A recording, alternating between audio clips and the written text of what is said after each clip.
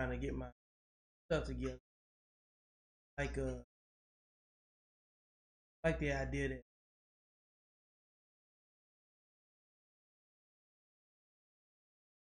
fishing going on. Yeah, right now. Yeah, man, this shit fun as hell. So, like right now, I'm trying to figure out why my pictures ain't coming up. I'm gonna figure it out in a second. Trying to figure out where obviously there. They not playing ball right now. Okay. They're just maybe to wake up when I hit the transition. Either way, conversation is the important part. So while you out here walking the dog, man, you know what I'm saying? Trying to find these topics. But there we go. You know, they up right now.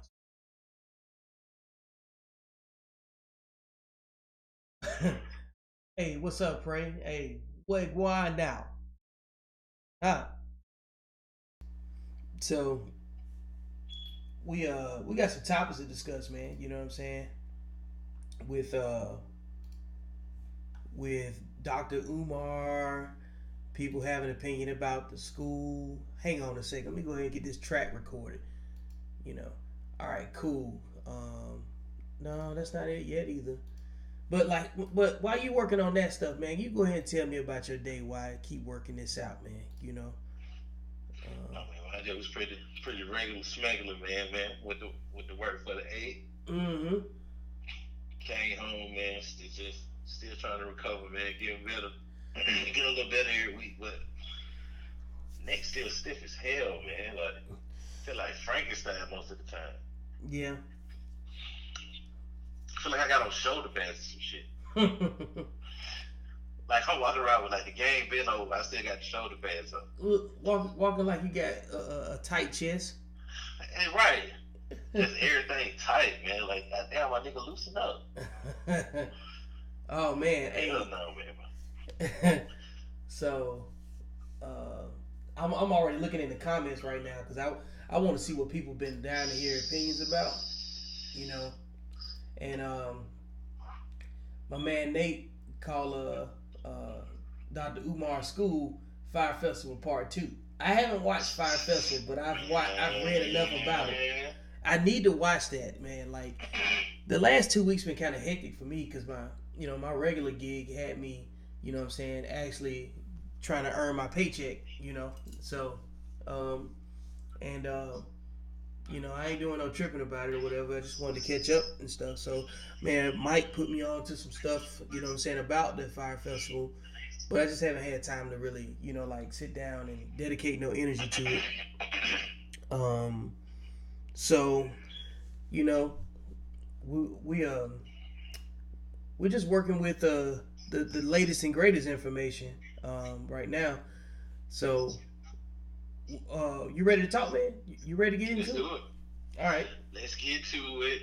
Okay. So the topic list is in no particular order tonight, but so don't get distracted by that when you get a chance to look.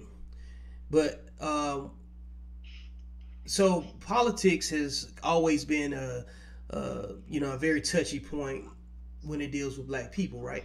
So every 4 years and every 2 years, there's a cycle where we spend a year arguing with each other to some degree or disagreeing about which candidate we should get behind and things of that nature, right? So right now the hottest topic has been Cory Booker and Kamala Harris. I've been reluctant to comment. I made a couple of comments about what I saw, and I don't think it's significant enough for us to write her off, as a viable option because ideally we want to see, what I'm saying, some change that reflects some social equity in people that look like us. But that to me that's kind of like the long shot because I care more about the local politics because that's where you get your ground truth handled. You know what I'm saying? That's where you can reach out and touch your mayor to some degree, or your district leader and things of that nature, right? So, I'm still waiting for more information from both of their presentations. I'm trying not to be, what I'm saying, directly influenced by what I see on social media, because anybody can drill down on a sound bar, on a sound bite, and create a whole nother dialogue about it. Yep. I feel like Cory Booker's policies and the things he's aligned himself with politically have been more towards the big pharma type of, what I'm saying, the people that support him and back him, right? And Kamala's played the game from the judicial level. And you know how it is, man. It's a white institution, so you have to wear the jersey the right way in order to move up. So she done did some foul shit. by all accounts, yes. Some people in California would tell you, that who are closest to it will say that she's done some foul shit. Now, see, that's gonna be my beef right there. See, I don't know enough about either one of them because I know both of them on their press run right now. Yeah. So I'm waiting till it's time to figure out who they are. Yeah. I haven't done enough of that, but that's already gonna be a beef with me right there. Yeah. So, I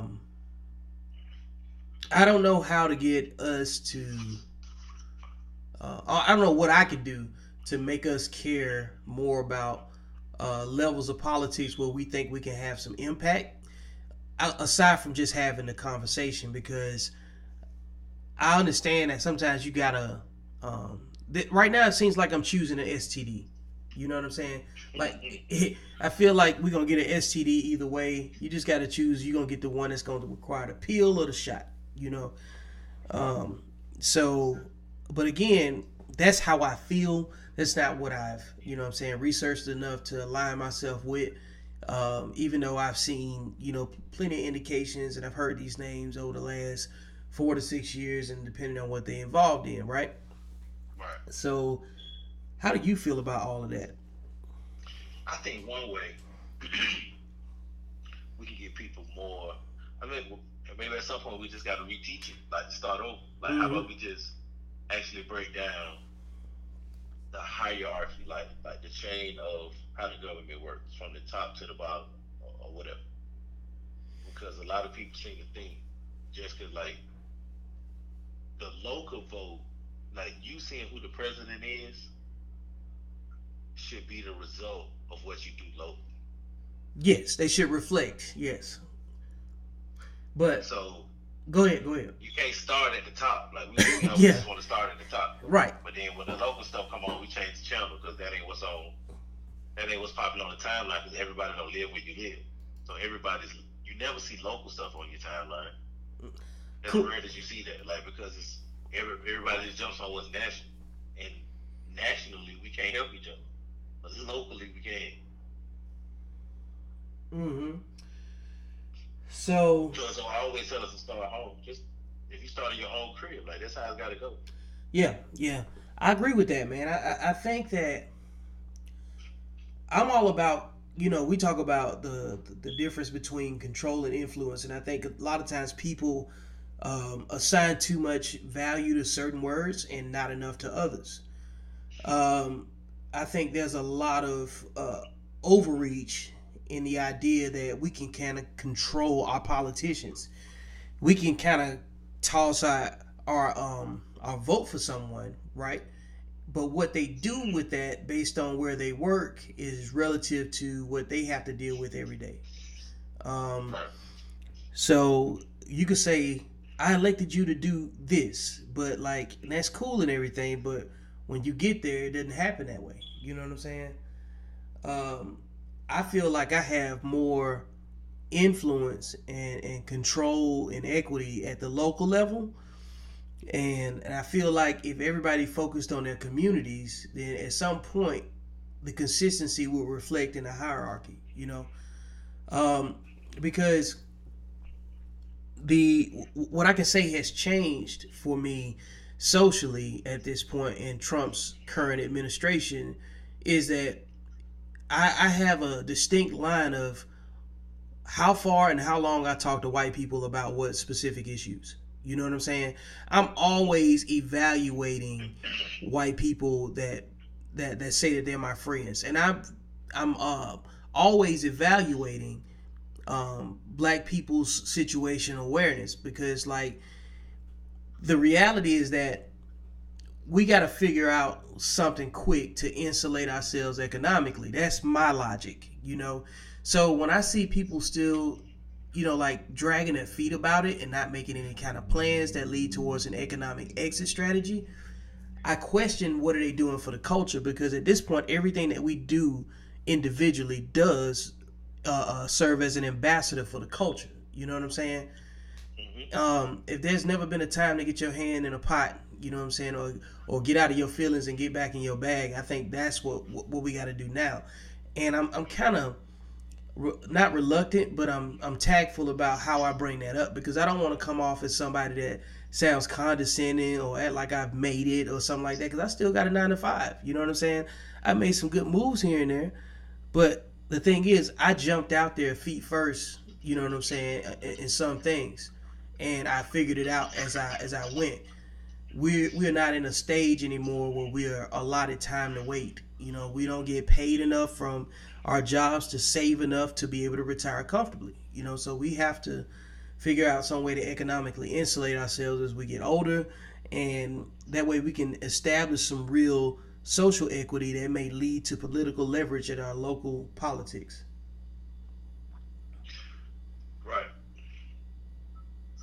So I mean, like, I got a couple different topics that I can kind of bounce around on, that we, we chopped it up a little bit this week, not as much as we have in previous weeks, because it's been kind of hectic the last 3 weeks, between, Right.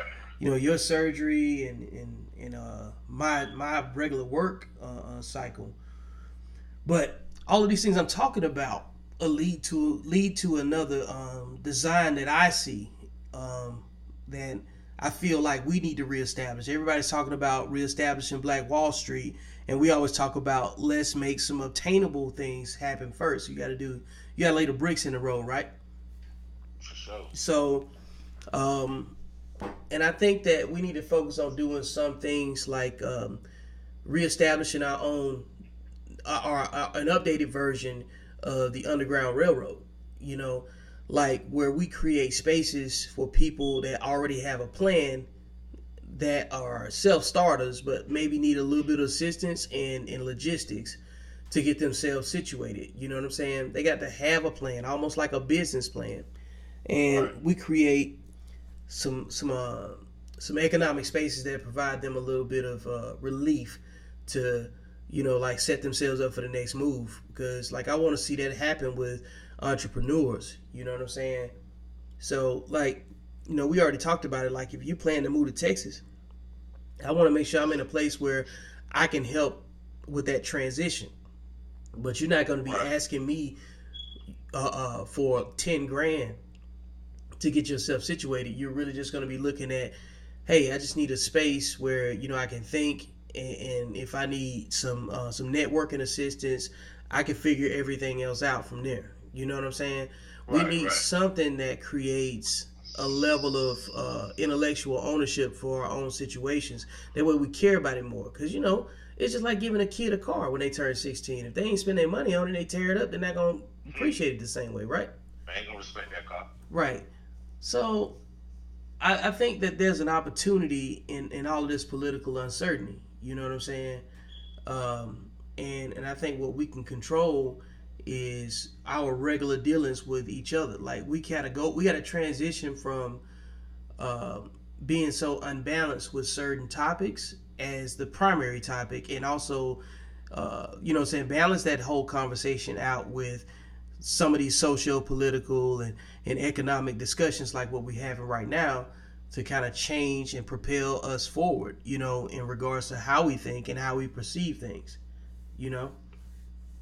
Mm-hmm. Um, so that's why like I kind of broke that up, because one can't exist without the other, but they require their own conversation, um, and it can kind of trickle into a few different things. Let me see what's in the comments over here and see what's see what's going on, because I know I'm missing some good stuff in here. Let's see. Okay, so my Facebook friend Elise Sadler said, when I look at blacks in America now, I don't see the fire and brimstone leaders, the ones that had to be compelling and move you to unite. It's not really necessary anymore because America is now more than ever recognizing individuality. Agree with that? So now leaders are not really shouting anymore. They are more so trying to get people to embrace their individuality and look inwardly. I think this is confusing the shit out of black America because we are so used to depending on someone to lead us. We've talked about that before, right? We're focused on like we need that one guy. You know what I'm saying? Let's see here. And now it's a me against you, and that's not the message. I feel the message, your individuality, is key to helping make us better. So because you are uniquely you and have your own set of divine gifts, you can bring your contributions to the table to help propel the community as a whole into better. That's exactly what I'm talking about, man. Like, we can't all think the same way and expect different, outcomes. You know what I'm saying? We have to take different paths based on our own individuality that add up to, a joint arrival to the same desire, right? So based on, our current capitalistic structure and stuff, yeah, you're just going to create some individuality because you want to be recognized for the work that you do. You want to also be able to say, I don't need to work for anyone but myself too. I don't want to have anybody else with their hand in my bag, dictating my quality of life. Right. So let's see. And she goes on to say, let's address the black American mentality. We are no one until someone tells us who we are. Most of us are still waiting for permission to be. They are still looking for someone to tell them who they are and how to be it. I get it. I've been brought over from another country for centuries, and we have been in chains long ago. Yeah, man. Look, Elise is on it, man. Like, but those are variables that, among reasonable people, I think those are formalities. But the conversation is worth vocalizing and adding, like our personal touch to it. Because if we only confine ourselves to what we thought we were supposed to have, we'll never arrive to what we're supposed to have, because the opportunities and lanes that lead us to those different results are always changing. It's completely fluid.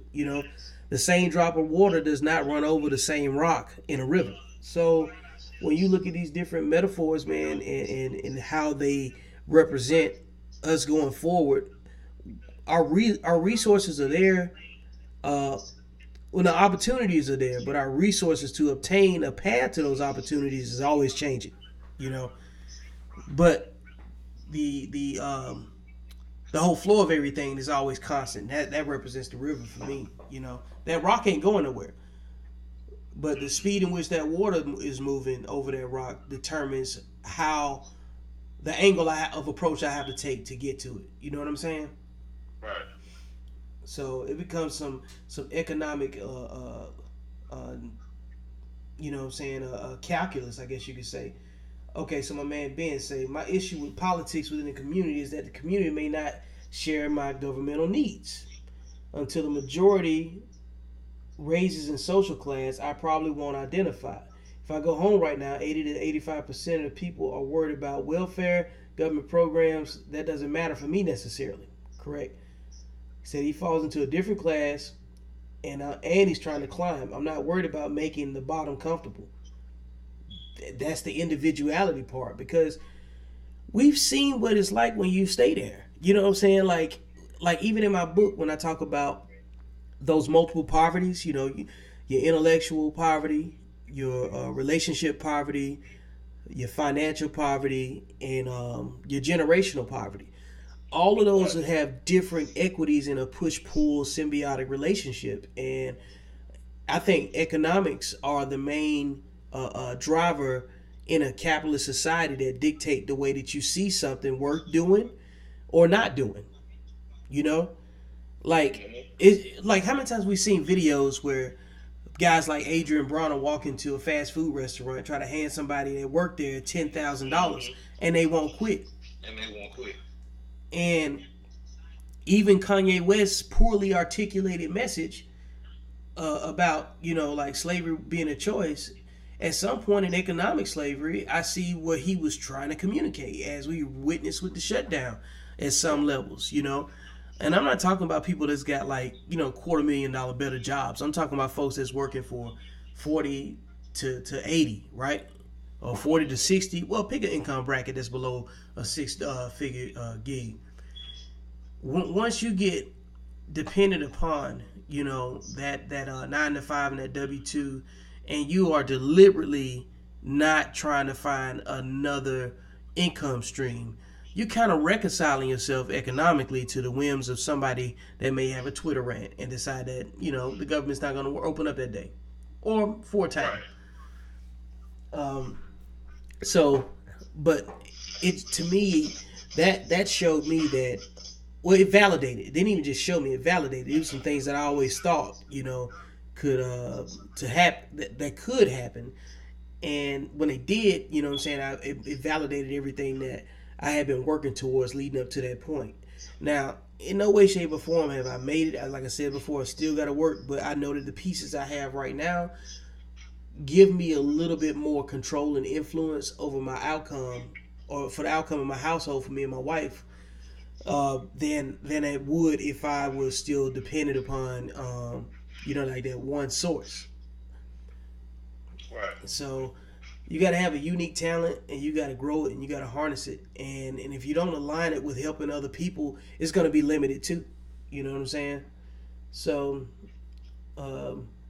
there's so many different things out there right now that fit that same line of logic. Like when you were talking about LeBron's recent docuseries, a documentary about more than an athlete, I still need to watch that too. Right. And he created his own economic underground railroad when you think about it, right? He made it. He brought his people on. He kept his money under one umbrella. You know what I'm saying? He kept the talent in one spot, and he's able to profit off of himself probably in more ways than others would have been able to profit off of him if he limited himself to only playing basketball. The philanthropy that he's been involved in has created another opportunity for him to have an economic exit strategy. So like if he don't want to play ball anymore, nobody's gonna be mad at him with that, No. Because like what his real gifts are, aside from the game, is bringing other people up to the level of self-awareness where they believe in themselves. Right. And he ain't got a bunch of people depending on him to keep playing. Right. So it's like, yeah. It's cool, whatever you want to do, homie. Mm-hmm. Yeah. But that was just a beautiful thing to see somebody actually carry that plan out. Yeah. And having some dudes that can execute it too. Like that's a lot of pressure. Mm-hmm. To be able to hang with everybody, I guess. Yeah. Yeah, man. And I think that's gonna be a topic woven into the rest of this chat. So I'm gonna go ahead and move on to the next one, man. Let's do it. All right. I'm gonna break the cycle real quick. We got to get to some different news here. So, in New York City, there was an undercover cop that was killed in the process of an ongoing robbery. Okay, a guy tried to rob a phone place, and an undercover was in vicinity of where the act went down, right? Right. And cops responded. One of the cops, I don't know his name right offhand. I can find it in a little bit, but the cop fired a bunch of shots, and resulting in him hitting two. He hit three people. Two of the three people he hit were cops. One of the two cops died. Ugly. Real ugly. Now, I was in a thread earlier. He just dumped. Dumping.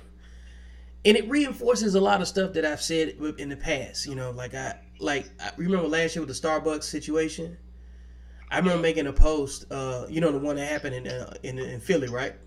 In Philly, yep. Yeah, I made a post about. I said, look, man, when folks say they calling the cops, just go ahead and treat it as though that somebody's coming to kill you, because the cops don't show up to ask questions. You know what I'm saying? They show up they don't show up to defuse a situation without either detainment or deadly force. Okay.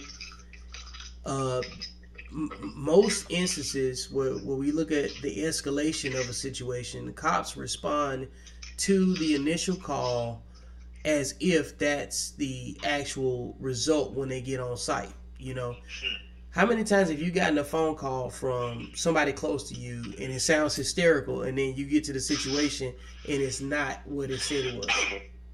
And I could have kept my shorts on. Right. You know what I'm saying? I got dressed for this. Every time. Not how many times. Every time. Right. You know, and so in that particular situation, when I read it, I said, based on my background, having been in the military, the way that situation was handled, that would have been a war crime, you know, in theater somewhere. Soldiers cannot run up on an objective and just start firing shots. And people, so they don't have the same rules. If they don't have to confirm a target, like it's just, man, look, I don't Steph Curry green lights out here. Hey, well, this is one thing I'm gonna say. I don't know what the complete rules are. Well, I just want to say that I'm talking simply on tactical decision making, right? Right.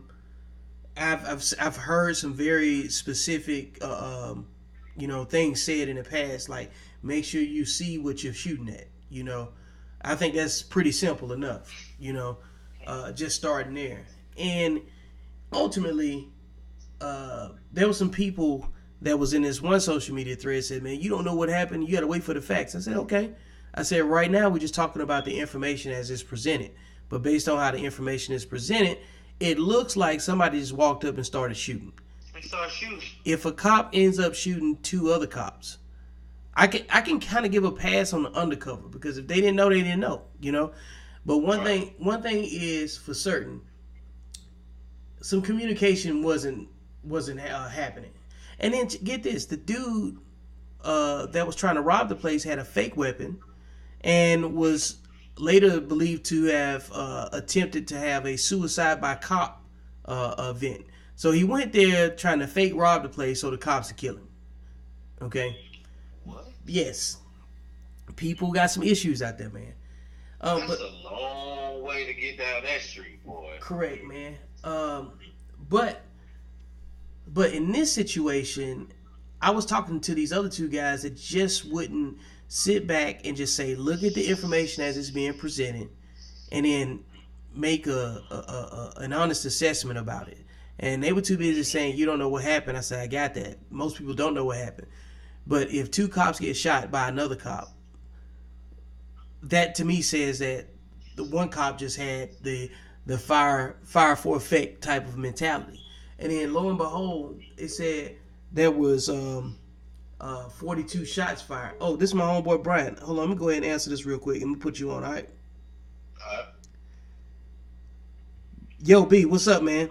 I'm gonna put you on real quick. Hey, Drew, Brian, y'all there? Yeah, what's up, man? Okay, let me finish saying this part, and I'm gonna let you speak, Brian. Okay, so ultimately, what the amount of rounds that was discharged with 42 shots, 7 officers, and 42 shots were fired in 11 seconds.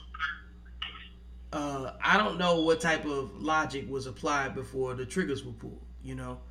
I do see that there's a huge communication gap. These are just the glaring things that can't be overlooked.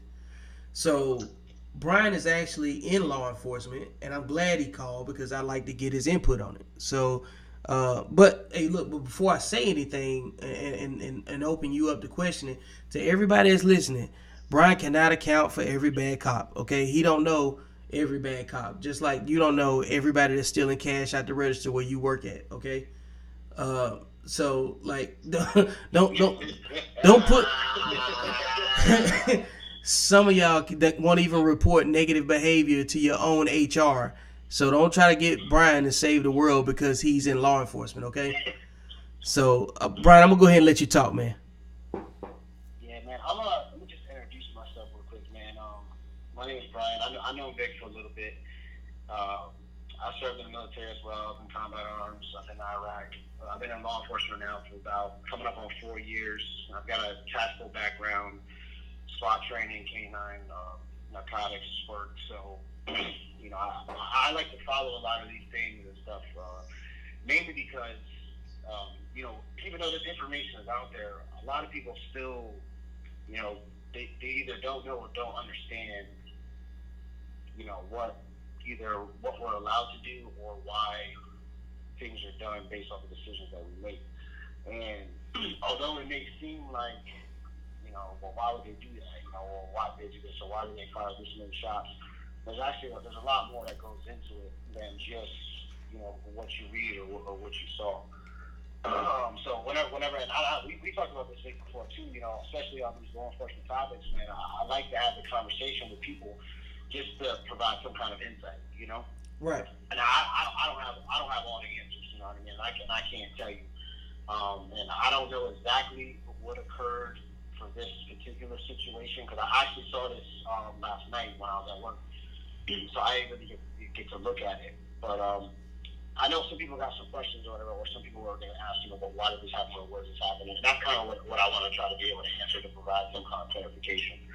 So as you go on with it, Vic, if you got like a question or like, if you just try to get a kind of an SME answer for it, that's what I wanted about. Okay. All right. That makes sense. I appreciate that too, man.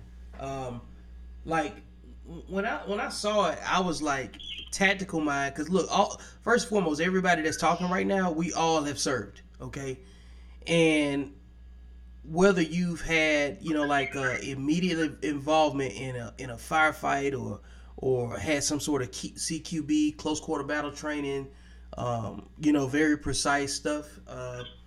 There's some parameters at the DoD level that are just kind of like universal across the board.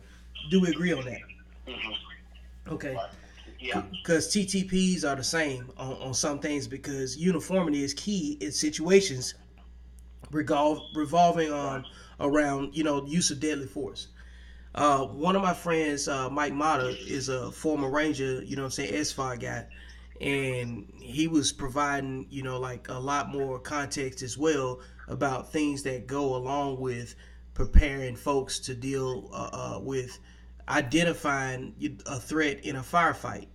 And those dudes rehearse and practice so much more than we can ever talk about, over Facebook live chat, and some of the points that he made, I wish I had stripped him away. I wish he was available to talk right now, but he was dead on. Like, but this is my problem.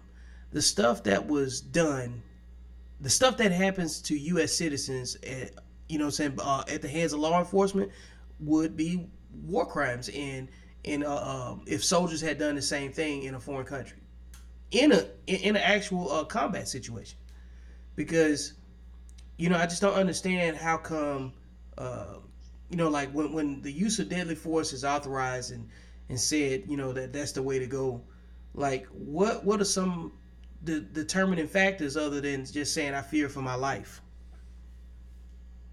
So first, I hear this comparison a lot, right? When they talk about ROE or rules of engagement, when in a combat theater versus what the decision-making factors on the law enforcement side. And I'm gonna tell you right now, man, ROE, that is politically driven. That's what drives ROE.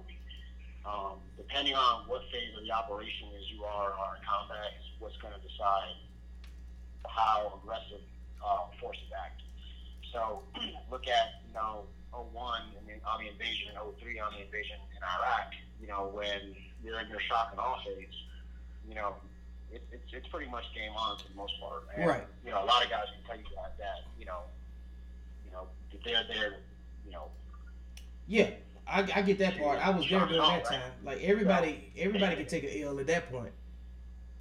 Yeah, you know. So, but as the war progresses and you start to really hone down on, okay, what are our objectives? You know, we're here to establish a government, so to speak. You know, without getting too wrapped up in it. But you know, and as they start working with foreign governments, okay, now we draw back on our use of force and all that other stuff. So look at the tail end of 2010, 2011 on the draw out with Obama. The ROE was nothing like that. You know, we took contact plenty of times in 2010 without a return shot fired at all, period. And that's after we were hit. So that's a lot of that is politically driven as far as ROE in country. On the law enforcement side, we make decisions. Everything on the law enforcement side is reactive. You know, there's no real forward operations like when working in a military capacity.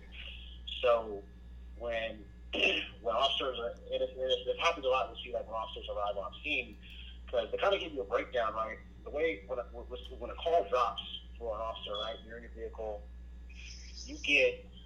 It's like that telephone game. You got the caller who's talking to the 911 operator. The 911 operator is writing down like keynotes, and that goes to the dispatcher. The dispatcher is then giving it to the officer. So in that frantic state, things can possibly be misconstrued or not portrayed correctly. Because just like you said before, where like, you heard somebody say, hey, get to the house quick because this happened. You got the worst running through your mind. You get there and it really ain't that bad. Mm-hmm. And the majority of times, that's how, we get to things. But understand where if the call comes out as, hey, T-Mobile is being robbed by a man with a gun, we have to get ready to respond to a man with a gun. You know what I'm saying? Is this guy willing and ready to use that weapon? We don't know. You know what I mean? Is he willing to hurt himself? Is he willing to hurt others? Is he willing to hurt us? We don't know.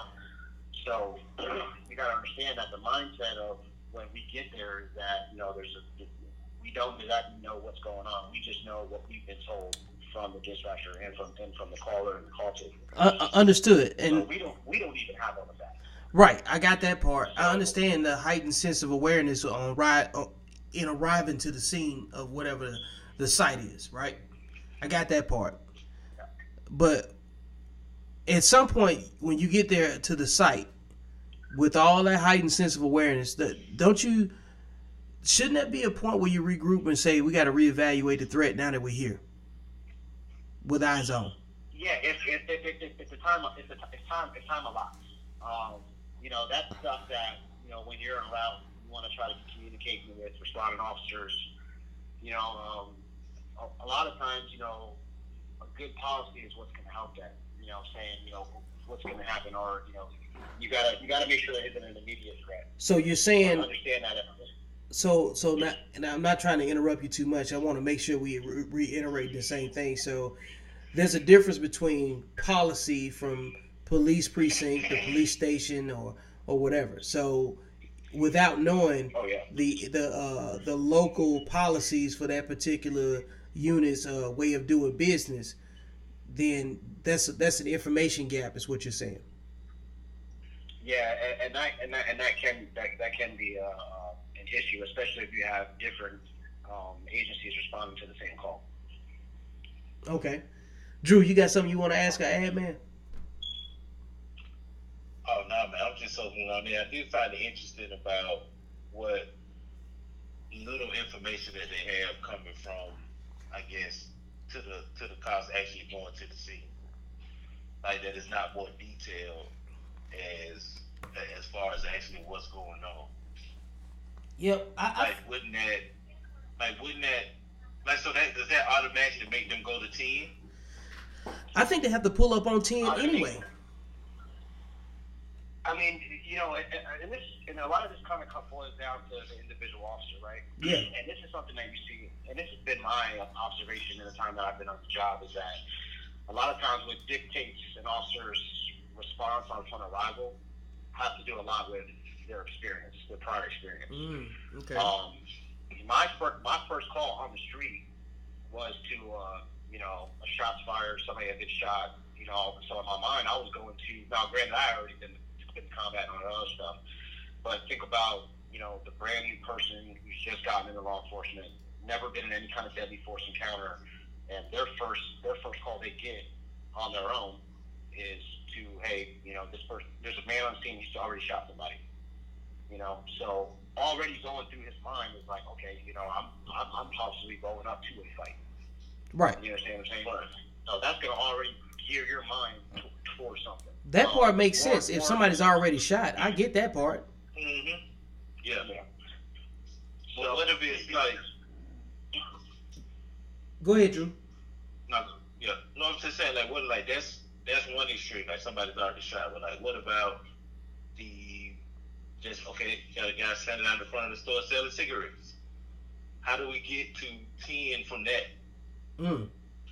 Right. Unarmed. So, I mean, Right. Again, a lot of that's going to depend on how the call came through. Now, if the call came, okay, so we'll use that as an example, right? And what it sounds, you kind of speak of like a loitering, right? They're standing out front of a store, and let's say this is, because I'm saying there's a difference between what we call officer initiated contact, where I see something and I'm going to stop out and talk to somebody, versus I've got called here, right?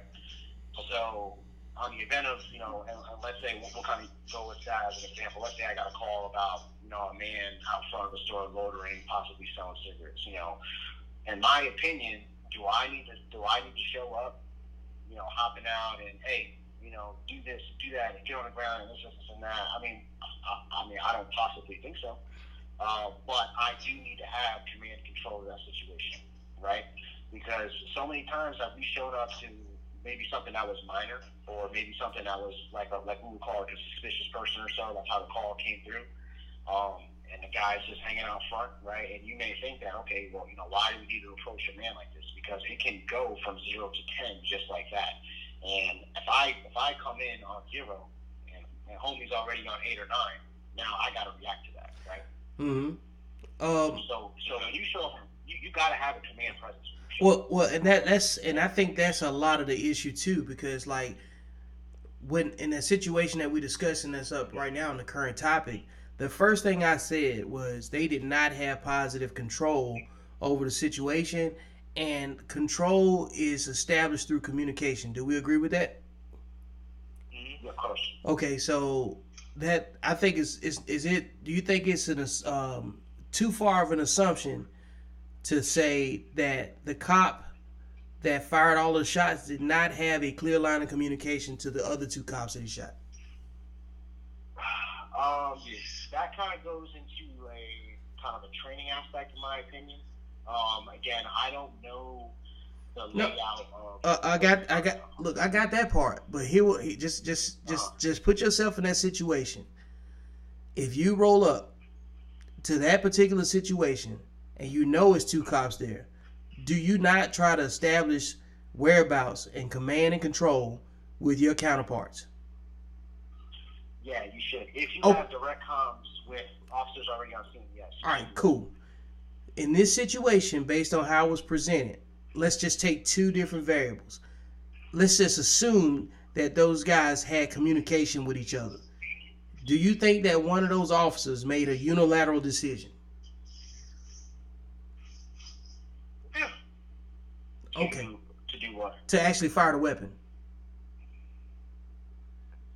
I mean, so in this situation, you said 40, how many 40-something shots were fired? It was 42 shots. Okay. I can tell you right now. In 11 seconds. In 11 seconds. Yeah. So it was all 3 of them shooting? Yeah, I can tell you that right now, just on the simple math. There was more than 1 cop fired. Oh, yeah, period. Yeah, because I'm like, one guy reloading, or what, Yeah. So and that's another thing that goes, go ahead, sorry. So that makes it even more egregious then, right? Because right now the current metric says it's 42 shots, 7 officers involved, and 42 shots were fired inside of 11 seconds. That doesn't sound like anybody was talking to me. Well, how much time do we have between initial contact with the suspect and then shots fired? Well, based on the fact that the suspect didn't even have a real weapon and was in proximity with inside the store with the other two officers where they were actually shot by their own officer, I'd say somebody didn't, somebody just didn't pass the information the right way. And I think all of this goes back to establishing command and control of the situation, and that wasn't happen. That didn't happen. Okay, so real quick to kind of get to the facts. How many of those officers knew that the weapon indeed was not operable or wasn't real? That part we cannot answer. I can't answer. I don't know what information you have. And then neither do I. And that was the answer. Sorry. So, kind of with that being known as well is that if nobody knew that the weapon itself wasn't real, and I'm gonna tell you right now, everybody here has seen a BB gun or airsoft. Yeah. Oh yeah. Oh look, I am not one-to-one replica. I'm gonna say this right now. I do not dismiss the fact that the dude with the replica weapon didn't deserve to get shot based on that situation. I'm not saying that it's a fake gun, they should have known better. I'm not saying that at all. What I'm saying, the fake gun didn't get shot at all? He got shot, but he didn't die. Okay.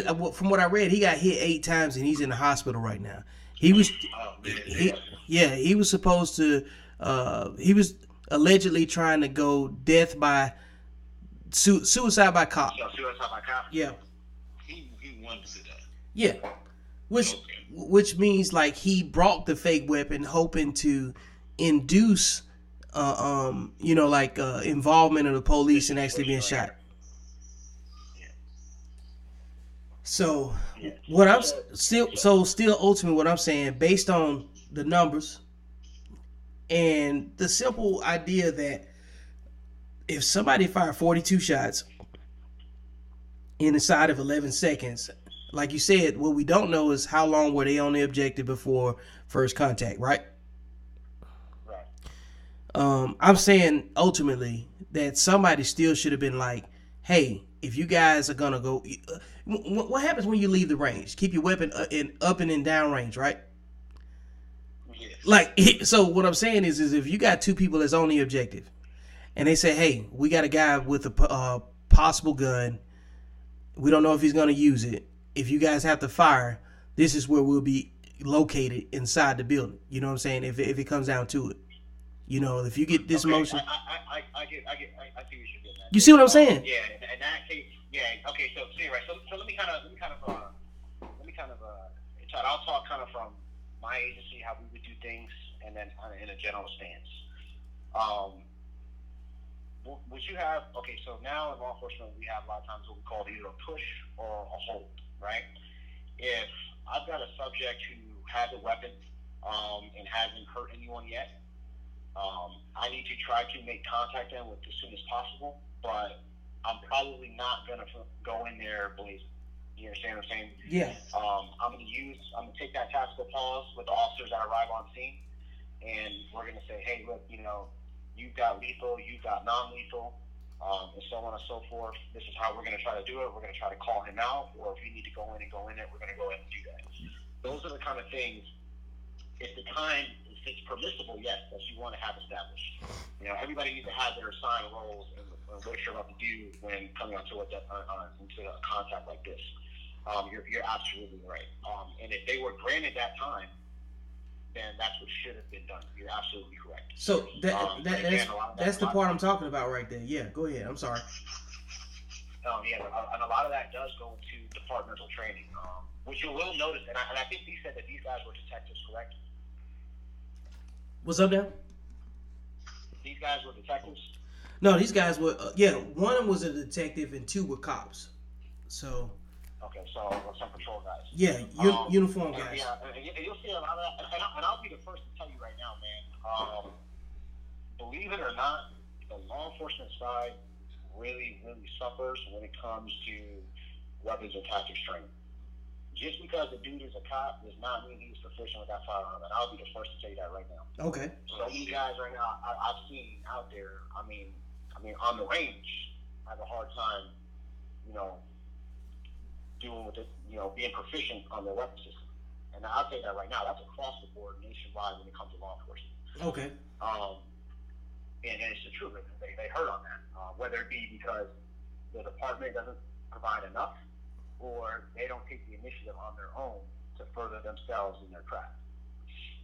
Okay, that's good to know.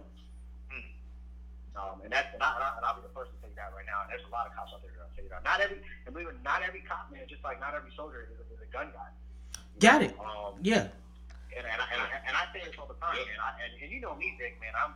That's primarily what I do. A lot of that stuff. Yeah, your blood type is guns.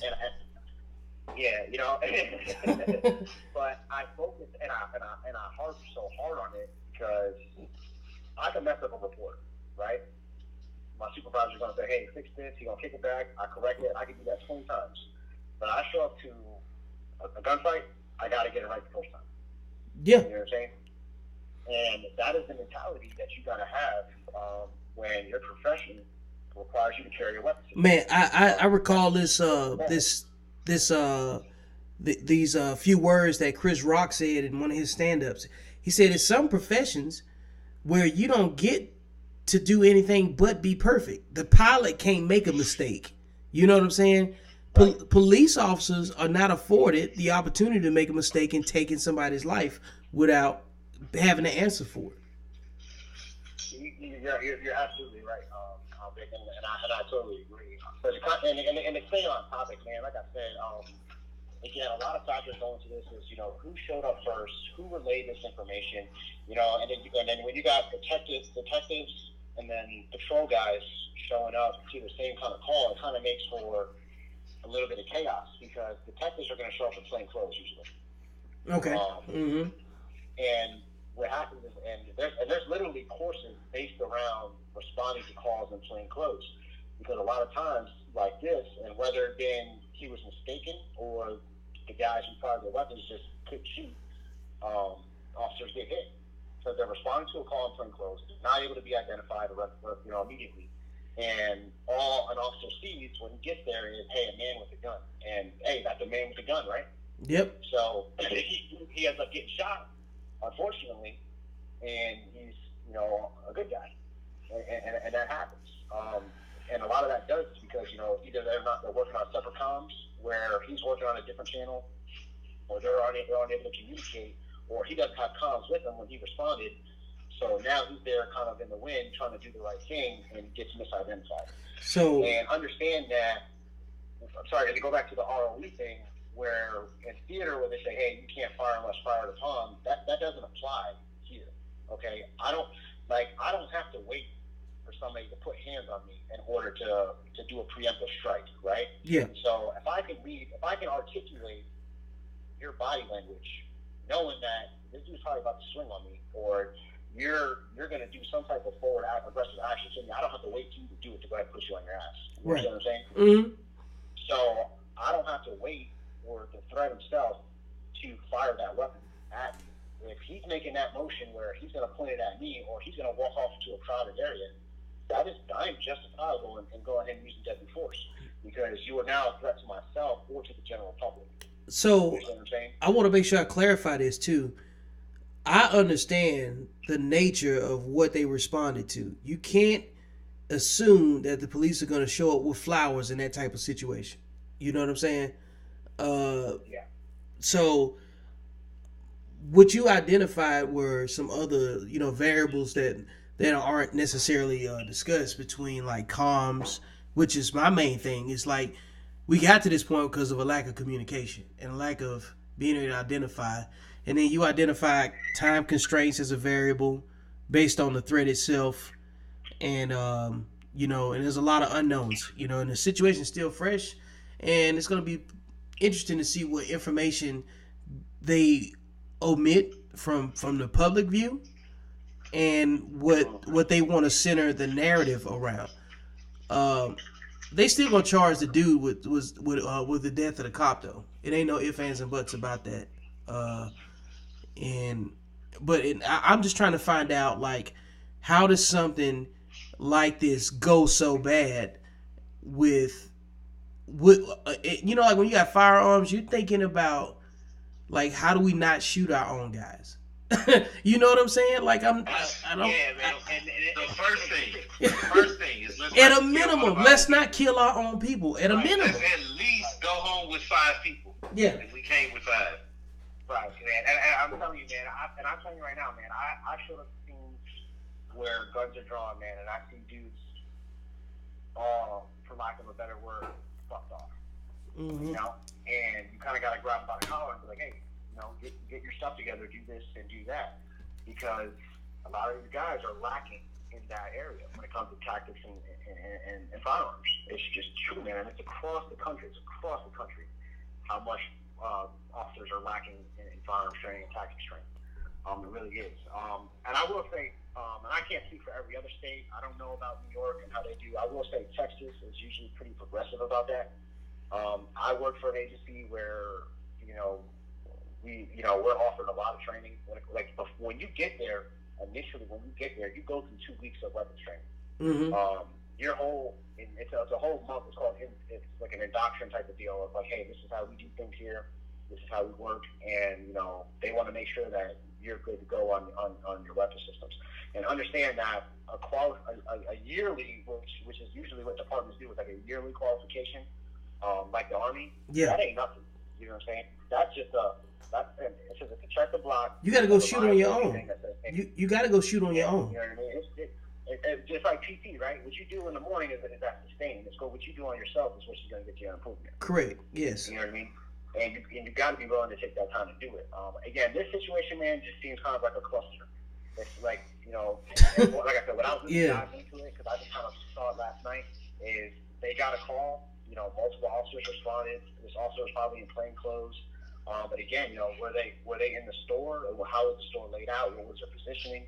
And that's something you got to be cognizant of, is that, hey, when guns are drawn, who's to my left and my right? Mm-hmm. When you're working, it's not like being on a firing range where, you got downrange, all bullets go that direction. You're working in a 540 environment, up, down, left, right. You got to be cognizant of everything that's going on. You got to know where your bullets are landing once they hit that target, because they might go past it. Because you got to see what you're shooting at. That's what I started off at. Right. Yes, 100%, man. But I'm gonna tell you right now, man. I've seen guys do this, man. They're 10 yards from their target, and they will miss shots. That happens. Now, man, that's crazy. On range, right? Now, put the environmental factors into it, where everybody's yelling, where your adrenaline, cortisol, and all these other hormones are pumping through your body, right? Your visual acuity is now kind of off because you got tunnel vision. You think that maybe you fired 2, but you really fired 12. That stuff happens. And I can tell you right now, anybody that's been in combat, I mean, we got 20 years of combat veterans floating around the U.S. Yeah. Anybody who's ever fired their weapon in a conflict situation can tell you right now that there's a lot of things that either you don't remember, or things that you thought you did or you thought happened that didn't.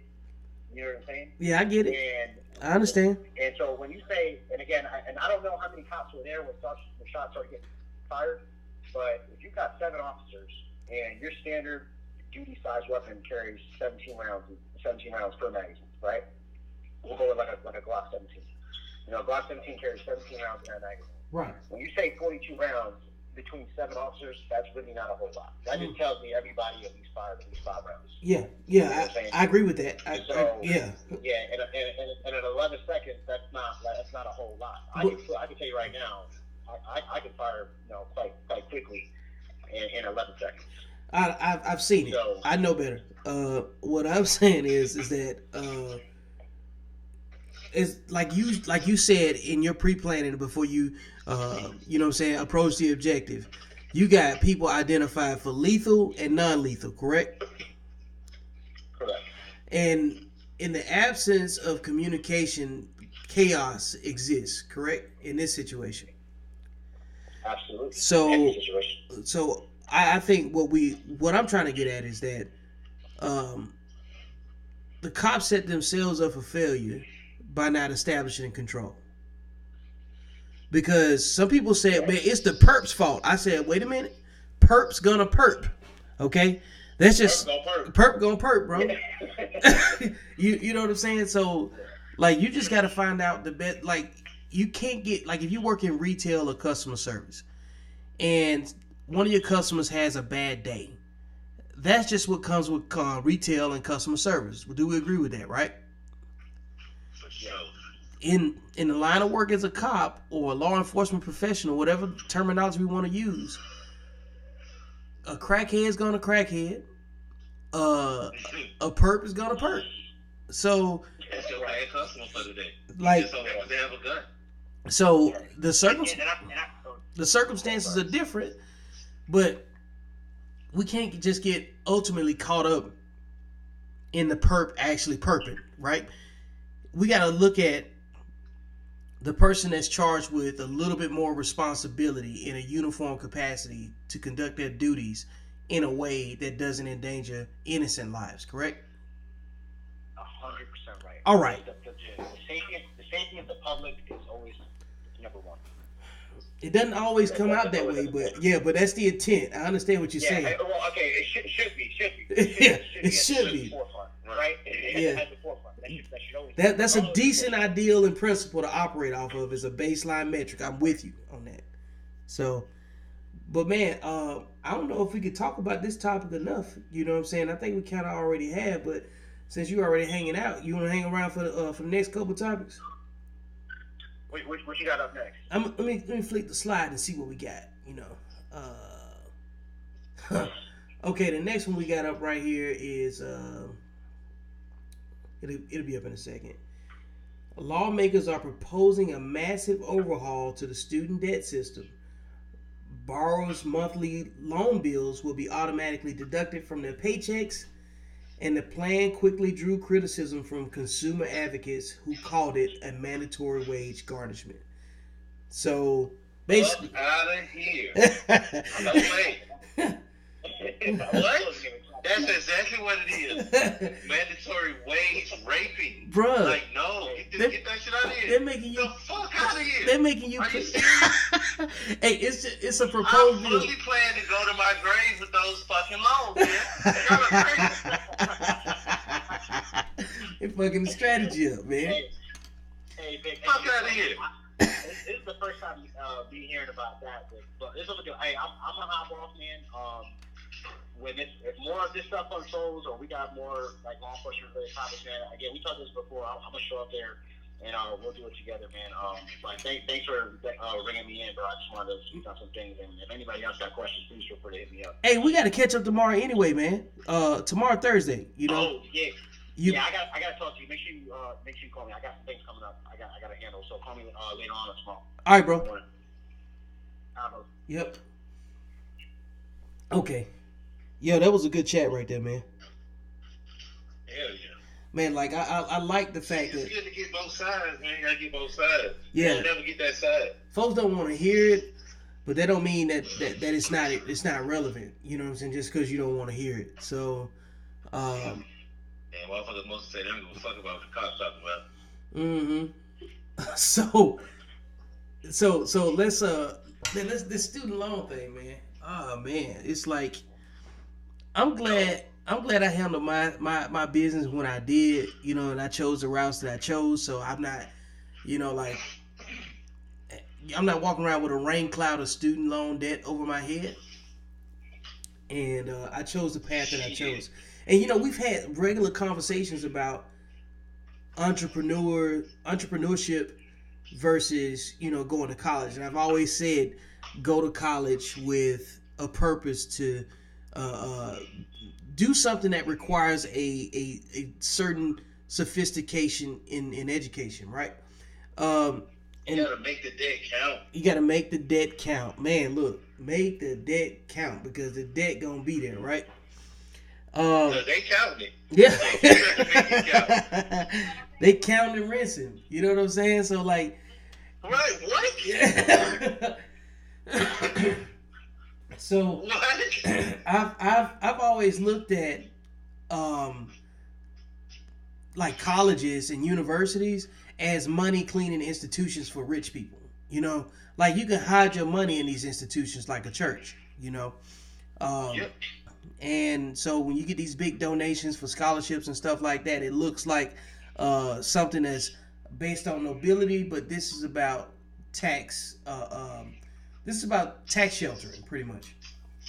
So when you look at how these institutions function, they're like banks to a degree, you know, and because they have regular dealings with one another, you know, on how to shuffle money back and forth, different types of trust that they can put it in.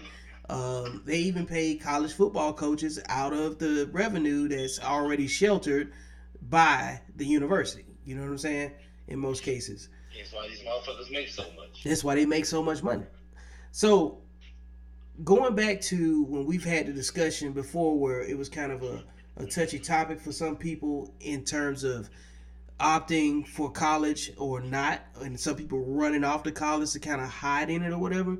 Can you imagine if you had gone to school, got an exorbitant amount of debt, and weren't working in your field, and then were no longer able to defer, and your salary started getting garnished, like some hidden child support? I have to start selling crack. And he take it right back to the block. Because you can't do that, man. Like, I'm basically working for you at this point. Yep. Mm-hmm. And I'd be damned if I'm gonna have two masters. Yeah. You go have one. Like, no, that's you can't, like, whose idea was that? Mm-hmm. You cannot do that to people, man. Like, that was the whole, you have a whole system built. Like, I had one of my student loans, man, where I was so poor, my payment was $0 a month. Like, that was the payment. Damn. Like, based on my income. Okay. Based on my income. Like, all I had to do was just show up. I basically got that just for filling out the paperwork. Whew. That ended up being like $12,000 on my loan. I'm still $120K in the red, but $12,000 was just that easy. Man, just based on how much money I was making. That's a whole mortgage. Out there to help you. Bro, that's a whole mortgage. That's a house. What if I graduated high school and somebody gave me $120,000? Man, who knows? You know, like what would have worked out for you? Because that's what you get. You graduate high school, you go to college, you graduate, and then you got $150,000 in debt, right? Just for learning some shit. Like, you read some books, took some tests. Motherfuckers was grading you with your money. And then saying that you wasn't shit. You ain't good enough with your money. Like, what you talking about? Right. Yeah. When you're not good enough with your own money. Right. And when you start looking at but what are we giving some of these creative ass people, man? Some people that's $120K. Yeah, the right creative people, because of course everybody that goes to school still isn't automatically good with money. Right. I think that's a given, you know. Well, not even if you give me the money, let me use it the same way I use it for school. Okay. Yeah, you're right. The same way I go. Okay, I want to open ice cream place, right? Mm-hmm. So every semester, let me get $7-8 grand, and let me go buy some ice cream shit. Right. And then at the end of my allotted time of money, either my business is making it or it's not. Either way, I got to pay the debt back. Same way with college. Mm-hmm. Either I make the grades and pass. Either way, the debt's still there, whether I graduate or not. It should be the same way if I want to open a business. Mm-hmm. I should be able to pick my debt, is what I'm saying. I understand. I feel you on that, because I feel like I don't know how. Well, I try to base my opinions on how people are educated in other countries, right? So in Dubai, they got this place called Education City, and it means exactly what it sounds like. Dubai is organized in a way where, like, if you working communications, like let's say if you worked at BBC, which would be their CNN, the global version of it, they have this place called Media City. So every major media outlet is there: AP, Reuters, BBC, International CNN, all of that stuff. It's all in one area. When Education City is the same thing. You have multiple universities depending on whatever it is your study is, right? And one of the things that I have seen people in Dubai pride themselves on is that they believe in educating their next engineers from within.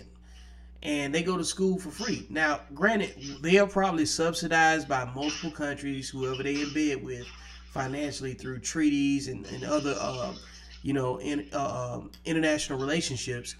But nonetheless, you can go to school in Dubai without spending any money because they believe that education, educating their local populace, produces the next multimillionaires that are going to go and help push their country forward. The U.S., Right. which operates on a fractional debt-based economy, starts off at debt. We grade each other on how well we can pay bills. You know what I'm saying? Like, I've seen situations where, like, I had a credit score like 750, right? And Right. I had money in the bank, and I got denied for a loan on a property because they were saying, and I had money for reserves for each unit for 6 months apiece. So I had about $38,000 at my disposal, to substantiate why I could buy this additional property. Do you know I got denied for that loan because they said you have $54,000 in disposable revolving debt. I had credit cards that I wasn't even using. They said you could blow $50,000 at any time, but but they said it still wasn't enough. So I had the cash and the credit score, and they still denied my loan. So I don't understand sometimes, this was like in 2012. I couldn't understand what was the formula, you know what I'm saying? But the thing is, though, they will gladly give you something if your credit score is below a certain level and you walking around with a certain amount of revolving debt, which doesn't make any sense, and then give you a whole mortgage. So they making money off your debt. So that's, and which goes back to my larger point. See, in America, you can hurry up and get in school because they don't have no problem with putting you in debt, and no matter how the debt looks. So, there's a certain level of metrics and economic leverage that they're not comfortable with certain people having that. You know what I'm saying? And I'm not saying it per se. I'm just saying there's an algorithm out there where I believe that there's an algorithm where they look at some things and they're like, nah, not that guy. Right. Yeah, like, no, we're going to pass over him. Yeah. Like, maybe there's certain areas they have to pull from. Oh, yeah, that's true. Like certain quotas, like, we have to have so many of these people in this bracket get a loan this year. So many people, like, do it like this so they can make it seem like the money's being easily dispersed, not funneled to their homes. Well, and I've said this before. I got a friend of mine that worked at Bank of America at the corporate level in the marketing division. And he knows that they do predatory lending based on zip codes. That's why, like, if you live on one side of town where it's pretty affluent, you're not going to get all those stupid credit card offers for $1,800 at 23% interest. You know what I'm saying? Mm-hmm. But if you're somewhere in close proximity to a college like Alabama State, you probably going to get, some offers for those types of credit card offers. So it's very interesting, man. And then the minute I get a mortgage where the property is $140,000, my credit score shoots up 60 points, and I don't understand that. Like, what is the formula for that shit? Yeah, like, I think, but the thing is, though, we're so confused by so many different things versus people with actual firsthand experience who still don't know how to understand it. Like people like me, I got a great grasp of it, but I feel like the metrics of it changes so quickly. You know what I'm saying? Because it has to run in line with the market. Like this year we're not giving no loans to people with a credit score around this area, and even we do give loans, this is the cap. You know what I'm saying?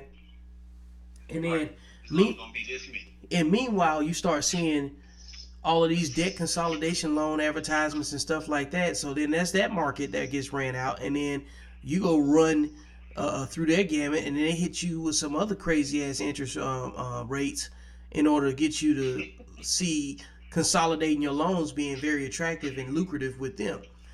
But if you don't have so they can get a PCO interest. Correct. Yeah. You know what I'm saying? They always want some kind of leverage. I understand how the banks and stuff like that work, man, but like, What I'm saying is that I see college like that today. Yeah, the education part is cool, especially if you're doing something very specific and very specialized. If you're gonna be a biological engineer, you need to find a school that reflects that curriculum and puts people in positions to actually do that type of work.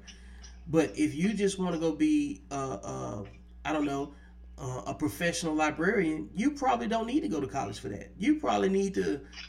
I don't think that's your life. I'm not saying that. I don't even know if there's a degree for that. You know, I'm sure. I'm sure there is. Yeah, I'm sure there is. It has to be, right? Like some level of historian or something like that. There's a degree that teaches you how to babysit books, but I'm sure there is. Yeah. But like if you go get a specialized degree and then you come out as a professional basket weaver and it doesn't teach you how to be an entrepreneur, you made some errors. You know what I'm saying? So like, I don't know how that. I don't know. I think the only thing that can start a path to recognizing whether or not college is useful goes back to one of our previous live sessions when I said first we have to determine if what you want to do is something that's going to be long term. You know what I'm saying? Because if you get in and perform the task and then you get your feel of it, now you left unfulfilled, and now you got to start over, and now you're 40. You know what I'm saying? Right. Yeah. Mm-hmm. Oh, my man Chad said it's called library sciences. He said there's a whole doctorate and curriculum for it. See? Yeah, the Dewey Decimal System on steroids, pretty much. Fam, if you ever say, don't ever say Dewey Decimal System. But that's what it was, though.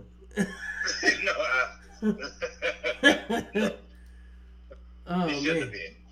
Yeah, like I mean, it's wild, you know. But I do, but like there's this a quick YouTube video that everybody probably should look at. It's called Fractional Debt Based Economy, and that's how our economy functions. And it puts people like these lawmakers in positions to leverage the principles of fractional debt. So I'm gonna move on to the next topic, man. It's making me salty. And I'm gonna say I don't think the thing will get passed. All things point to it not getting passed, but we've seen stranger things happen that weren't supposed to. That's bullshit. The first one to sign that petition when they get ready to try to turn that shit down. Whoever got the petition paper, man, I break the clipboard on that. That's bullshit. Man. So, my man Nate, who's a professor, says, I tell my students that they need to make sure they are learning skills that they can carry with them regardless of the degree. My students are there for game design, but I am teaching them to be programmers because game designers don't make shit unless you're a lead producer. I'm fortunate to have some of the guys that I know that I can pick up a phone and call. So he makes video games? Yes. He teaches people how to make video games? He does both. He's done them all. You know. Well, I'm sure he had to make the video games to be able to teach it at some point. Yeah, and I don't want to make light of the fact that this man is a professor, man, and you know. No, because he's teaching people how to make video games. And he's black. You know what I'm saying? Look, we got black professors over here. That's crazy. So we got some extraordinary people, man, with different views on what it takes to be invested in the fabric of whatever it takes to make us better. But that goes back to the next point, man. It's a very good segue. We're going to talk about some sports, but right, what we're going to talk about is betting on yourself, because that's what we're talking about, right? Overall, that's the whole theme of the night. Bet on yourself. Yep. And the topic of that, of betting on yourself, revolves around running back Le'Veon Bell. Well, what that is in the background, man? Chill out. See that should be a round of applause button right there. Yeah, that's what it should be. I wish. I got to get some more sound effects, but Le'Veon Bell bet on himself, and it's probably gonna pay off. Like, this deal hasn't happened yet, and some people were predicting it back in November, especially after he chose to sit out. But like, looking at it, he made the right decision for work relations. You know, I know it's just football. How did anybody not see it was the right decision? Anybody other than a Pittsburgh Steelers fan? Well, I think the generation that's 10 to 15 years older than us doesn't see the logic in it. All they see is it was 14 million left out there, you know. Man, it's none from the highest paid running back in the league next year. Yeah. So it's a wash if he comes back and doubles that. Right, you talking about making money back? That ain't what it is. That's about me taking a year to get to where I want to get to. Cause what? Damn the 14 million. Yeah, cause nothing changes. Where I want to be with the money I want, right? Nothing changes. Yep. And then him. I can get that year of football back. I can get that back. Yeah. But I think his. I didn't get hit at all last year. I think his deliberate absence exposed a lot of stuff that's going to benefit him down the line. It exposed that team too. Yeah, first and foremost, it exposed the team. I think that kind of goes without saying, but like the larger point of it is Those that people don't like each other. no, they don't. But I think the larger point of what we're talking about is that we need to get into being able to bet on ourselves with whatever type of opportunities that we can either create or opportunities that are presented to us. In this situation, Le'Veon worked himself into the league and became one of the top backs, right? Right, because he wasn't a high draft pick. No, at all. People didn't see him being as effective as he has. I remember when he was at Michigan State 240 and jumping over people. When he dropped down to 220 something, it looked significantly different on him. I said, this dude prepared to play, man. You know what I'm saying? Because like big running backs are done. They don't really exist anymore. You know? Like, you just got to be an efficient back, and you got to be able to get small and cramped spaces. And his footwork is impeccable. And so he has all the mechanics that will allow him to play for a long time. He's already had a major injury and been repaired, you know what I'm saying, from it. So he's probably stronger. I think he tore up his Achilles, you know what I'm saying, a few years ago, didn't he? So. Was it? No, I don't think it was his Achilles. No, ACL. it was ACL. ACL. Was it Achilles? I think it was the ACL. So, I know it was a significant injury that most running backs take a while to get back from, and he was able to do that. And nowadays, you know, these repair, these type of surgeries that they do, they make these guys stronger. You know what I'm saying? They come back superhuman. Right. Yeah, man. So they put that bionic piece in there, man. Yeah.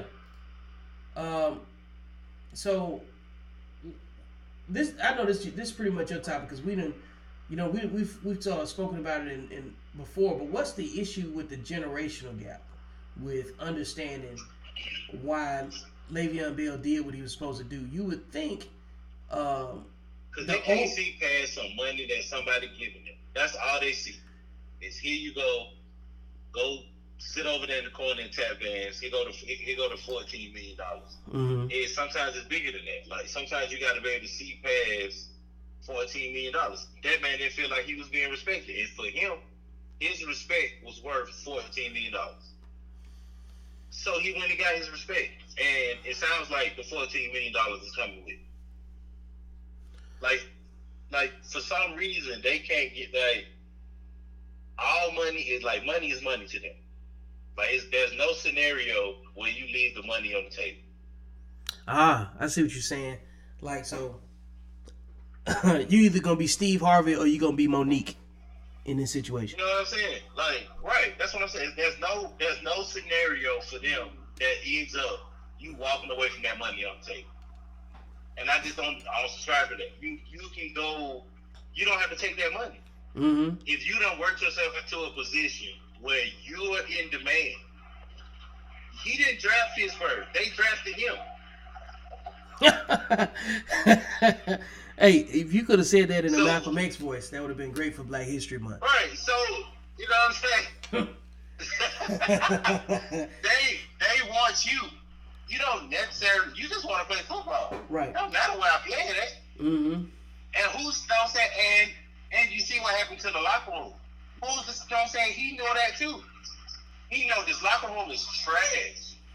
And I think it's a personal insult when you franchise a running back 2 years in a row. Yeah, it's showing that we own you. That's pretty much what it's communicating. That's exactly what he's saying. So I'm supposed to sit here and keep taking these one-offs when I can get my knee blown out on any play because I got the ball in my hands as much as a wide receiver and a running back. Right. Because some people like to bring up touches. Well, wasn't nobody getting more touches than that cat was getting. Nope.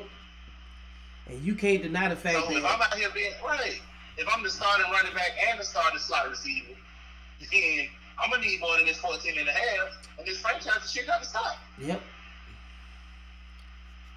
Or I'm going to take the power in my own hands, and that's how I run with that James Conner boy. For the first 4 weeks, they all kept telling me who was better than Le'Veon. They don't need him. I see how they say make the fucking playoffs without Le'Veon Bell, though.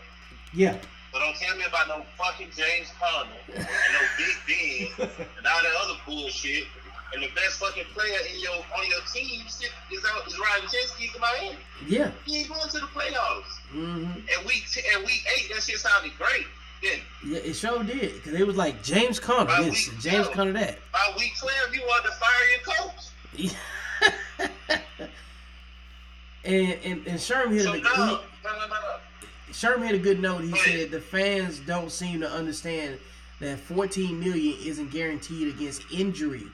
Once you're injured, come on now, you have to fight for an injury settlement, and your financial future is in jeopardy.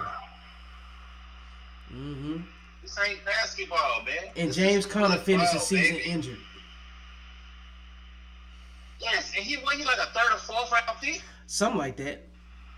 So of course they're gonna pump him up because they don't gotta pay him neither. Yep, and now he hurt. So they want you to think he's better. Right. Because he got him for a discount. Mm-hmm. Great value don't mean he's better, fam. So what do you think is the best time to bet on yourself? The first chance you get. Hey man, look, I operate on this principle, right? Take your time off and your money up front. And I got that from being in the Army. Like, you know how like when you wind up staying over or doing a good deed and somebody say, man, we're going to comp your time. And then you're like, all right, cool. So you already planning that time off down the line. And then something comes up like, yeah, you remember when I said I was going to comp your time? About that. Not this time. We're going to hold on to it. Then the leadership change. And then don't nobody remember the time that you were supposed to get back, right? And you trash. Yeah, you trash. Yeah, you know, you can't even go bring that up to nobody because the person that comes in is like, I don't care what they got to do with me, you know? So I've since adopted the principle of take your time off and your money up front. Everything that you earn and put your name to that you take a L for, you know what I'm saying, as an investment in your future, you need to go ahead and make sure you compensate yourself. You know what I'm saying? And that's why I kind of see what Le'Veon Bell's doing, because I think that after he had those, because he did have a shoulder injury too, that shoulder injury and the ACL, he understands his lifeline. You know what I'm saying? His time is limited for impact. And then the other variables that expedite that is obviously the locker room, ownership, and the team itself. So that bet on himself that exposed the Steelers, you know, ineptitude and lack of will and their kind of their player ownership, I think it was the perfect time to do it if he was going to do it. And gambles are most times not popular among people. So you got to really sit back and just be able to say. That's when I would start feeling good about it. If I was him, when all of that stuff started going on, that's when I would have started feeling good about my decision. Because everybody that seemed like they're against you, that's what it seemed like. Most of the time it work out in your favor. Mm-hmm. Just by the fact that people have so much negative energy against what you're doing. Yep. The first time you meet some resistance from people that can't change your outcome, you're probably going in the right direction. Right. And I mean, if you're an offensive lineman, as soon as you decided to do what you were going to do, offensive lineman, they're probably the closest people to you on the team. Mm-hmm. I would imagine, if I'm a running back, right? Right. Y'all probably are in a lot of the same film sessions together. Yep. Right? Mm-hmm. So, for them to be the first ones, because they're the ones you buy the Rolexes for when you break a restaurant record or something. Right. So, for them to be the first guys talking shit about you when you're trying to get paid, and that's my first thing. Like, everybody should understand that he was trying to get paid, right? Mm-hmm. So, you got to know how to separate. And I understand they want to win too, but your time will come up, and you're going to want your wallet right. Yeah. And you're going to need somebody to cape for you too. Yeah. And we don't remember how you felt about him trying to get his wallet right. Mm-hmm. Because it's all interchangeable. Because if he get his money, then your money got to be coming too. Because if he go ball, that means you help him, right? You're going to get paid by default, especially if you're a center or left tackle. Correct. You're automatically going to get paid by default. And if I'm not mistaken, one of them, don't Pittsburgh have both of the Pouncey boys on the same team? Yeah. I think one of them went to Miami later, but at one point they did have both of them. They were both on the same team, but I know one of the Pouncey boys is still on Pittsburgh team. He's one of the main ones talking shit, right? Mm-hmm. About Le'Veon getting his money. But at the same time, Hugh was out here caping up for Aaron Hernandez. Yeah. Man, look, Sherm hit So him. I need you. I need you to shut the fuck up. Yeah. Because Sherm hit him across the head again. He said, no white QBs ever get backlash for betting on themselves. Cousins banked $80 million guaranteed betting on himself. And Cousins was trash. Cousins is Trash. Man, look, trash would be an improvement. Meat and okra. Yeah, not even mediocre. Meat and okra. Meat and okra. Come on, man. Oh, man. He bet on himself. He kept letting them franchise when he got paid. And then didn't even make the damn playoffs. Yeah, he ain't did nothing but Like, that's what I'm saying. take people out the hunt everywhere he's gone. That's everywhere he goes. But they don't ever they don't mess with the white quarterback about betting on himself, asking for more money, holding out. Look at that shit Brad Favre putting Green Bay ass through every year. Yeah. Ain't nobody say nothing about that shit. They were just talking about he earned the right to do that. He had them motherfuckers houses every offseason. Yeah. Didn't nobody care. But as soon as nigga trying to get his bread up, fam, we ain't with that. Mm-hmm. You're a disgrace. They ain't even got the black niggas on the team talking about like this is what we talking about right here. Mm-hmm. And you take your ass right on out there and bash the man. And he's just trying to get what you can't tell me he earned it. Tell me he earned it. Man. He outplayed whatever contract that he saved you the money on the front end. Talking about get your money up front. Yep. That's what I'm He saying. saved the organization money on the front end by being a second or third round pick. Right. Whatever he was, I know he didn't go in the first round. No, he wasn't the first round pick. So I saved you money by being a second round pick and performing as the best running back in the league for the first 3 years of it. So I saved you money right there. Yep. That gave you money to pay Ben and AB. So when I'm gonna give it? Matter of fact, you protected Ben. See, a good running back protects a quarterback. Okay. But he the only one y'all paying. Mm-hmm. Go back and look at all the wide receivers Pittsburgh had. Hines Ward. How far back we want to go? No, I'm talking about just before with Anthony Brown, Antonio Brown, before he was the number one guy. They had Mike Wallace, Yep, Emmanuel Sanders, yep, and AB. All of them cats was on the same team. Mm-hmm. AB was like the fourth option on the team. Yep. But they didn't want to pay either one of them. They didn't pay Wallace. They didn't pay Sanders. And both of them ended up leaving. Yep. That was Mike Wallace's biggest gripe, is that he felt like he deserved. And he wasn't getting paid. Yeah, he wasn't gonna get paid. Yeah. And now AB got the same gripe, but that was all his fault. Le'Veon got the same gripe. Pittsburgh has a history of just not paying motherfuckers. Yep. They're like Birdman out here. Yeah. They're not paying nobody. They use you up for all your talent. They buy you a Porsche or something. But they ain't giving you no money. Mm-hmm. They let you run the checkup. So They don't even let you run the checkup there, though. oh, okay. So he took his leverage Yep. and walked out. And I hope he goes somewhere and flame Pittsburgh ass next year. For the coach, of course. Right now, he's slotted. Look like people believe he's gonna wind up going to the Texans, and I think that's a great fit if it happens. Any place I don't to know go why to. Kansas City they call him. They must not be in the spending no money right now. I don't think so. I Maybe think they don't got the cap space for it. yeah. I Because think. I just thought that was a logical fit. Well, when they had Kareem Hunt, they was already stealing anyway. So Right. So that they know they can go find another one like that. Oh, and hey man, Sherm hit him with another. He said he said they didn't pay San Antonio Holmes or either Plaxico either. Him either, right? Well, everybody had this. That's what I'm saying. They're not paying nobody. Yeah. Not the black guys anyway. Did they pay Antoine Randall? Mm-hmm. And he was playing quarterback too. Yep. That's what I'm saying. Like they don't take care of. They don't. That's what they take care of. They taking care of the coach because he allowed to have a lot of losing seasons and keep his job security straight. And they paying the quarterback. Mm-hmm. Other than that, who getting the bread? They pay AB one wide receiver out of 10 and a half. Yeah. And then now they don't even have him no more. And they don't even have him no more. Now we'll see how happy Juju ass be in 2 years when he trying to get paid. Yep. Because he's so fucking happy all the time. We'll see how happy his ass is when they franchise him. Mm-hmm. The salt will be plentiful. Because by the time his numbers come up, he's gonna be on the trash team anyway because being on his way out the door. Yep. That's true. He ain't gonna be there forever. No, he got 2-3 years top. Oh, hey, my boy Nate said that's why Randall L left for Washington because they wouldn't pay him. Because they wouldn't pay him. That's what I'm saying. Like, we need to start looking at this. Like, who Pittsburgh paying out here? Yeah. You're right. But and they fans don't even seem to be paying attention to it.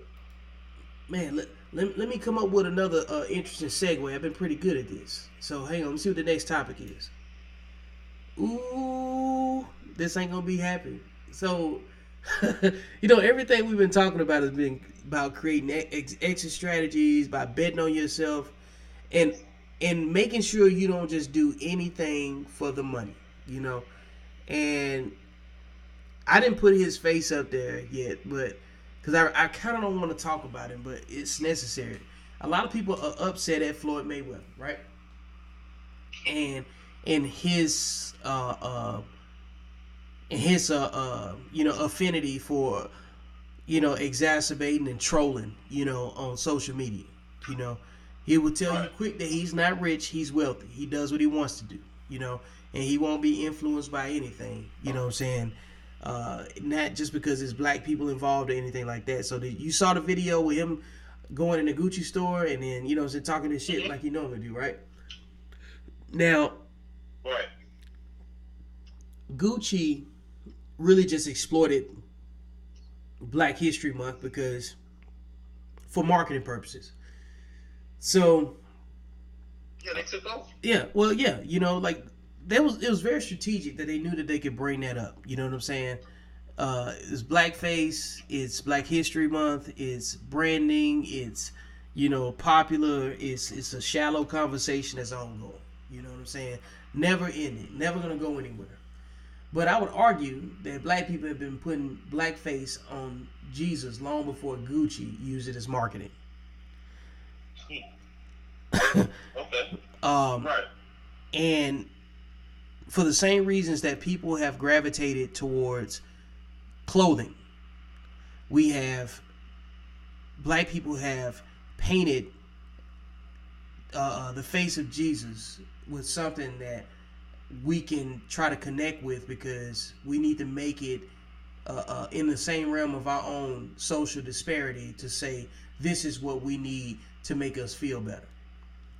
Now, the thought of that is one thing, the imagery of it is something else, and so with people getting up in arms and focusing their energy on what Floyd Mayweather has said and the things he's done, some people even called him a sellout. I was like, I'd be the first one to tell you, I said, if they're not invested, how can they be sellouts? Well, I was going to say, he never bought in. Yeah. So he ain't no sellout. So I don't really like focusing on what we do with negative energy and how we want to count his money. That's not our place to do that. He has that much, by the way. I don't think that boy got as much money as he says he does. Either way, I'm not there to try to count it. You know what I'm saying? Because if that's the case, it'll happen. You know. That's a weird guy. He don't represent us. He don't represent nothing I care about. Nothing I care about, right? You know what he does in the ring. That's isolated. That's an isolated conversation. You know what I'm saying? The record speaks for it. I don't really care about that. But when it comes down to using entertainers and athletes to assign social equity and value to certain things that people want us to make important, you know, it gets kind of dangerous at that point, you know. So those are the real distractions to me in terms of like social equity and stuff like that. But at the same time, if you can be infuriated by him when he's demonstrated and shown you what he was about long before this particular moment in time, but yet the application of what your belief system is rooted in has some of the same principles, you know, based on your own, you know, desire to be connected to something that'll give you an excuse to not go all the way. That's the same thing that you're doing on some of the things like I got right now. I don't know if you can see it, but I got a Blackface Jesus up right now. You know, and then the imagery of it is not. It's not going to be happy with some folks. I understand some people say that they'll disagree or whatever, but that's just my opinion on it. You know, Floyd don't owe nobody nothing. You know what I'm saying? And yet and still we make demands from, when I say we, I'm saying us collectively are making demands of people of things that we don't have control, access, or influence on to do the same stuff for us. You know? Why do we care? Why do we like him so much? I don't know.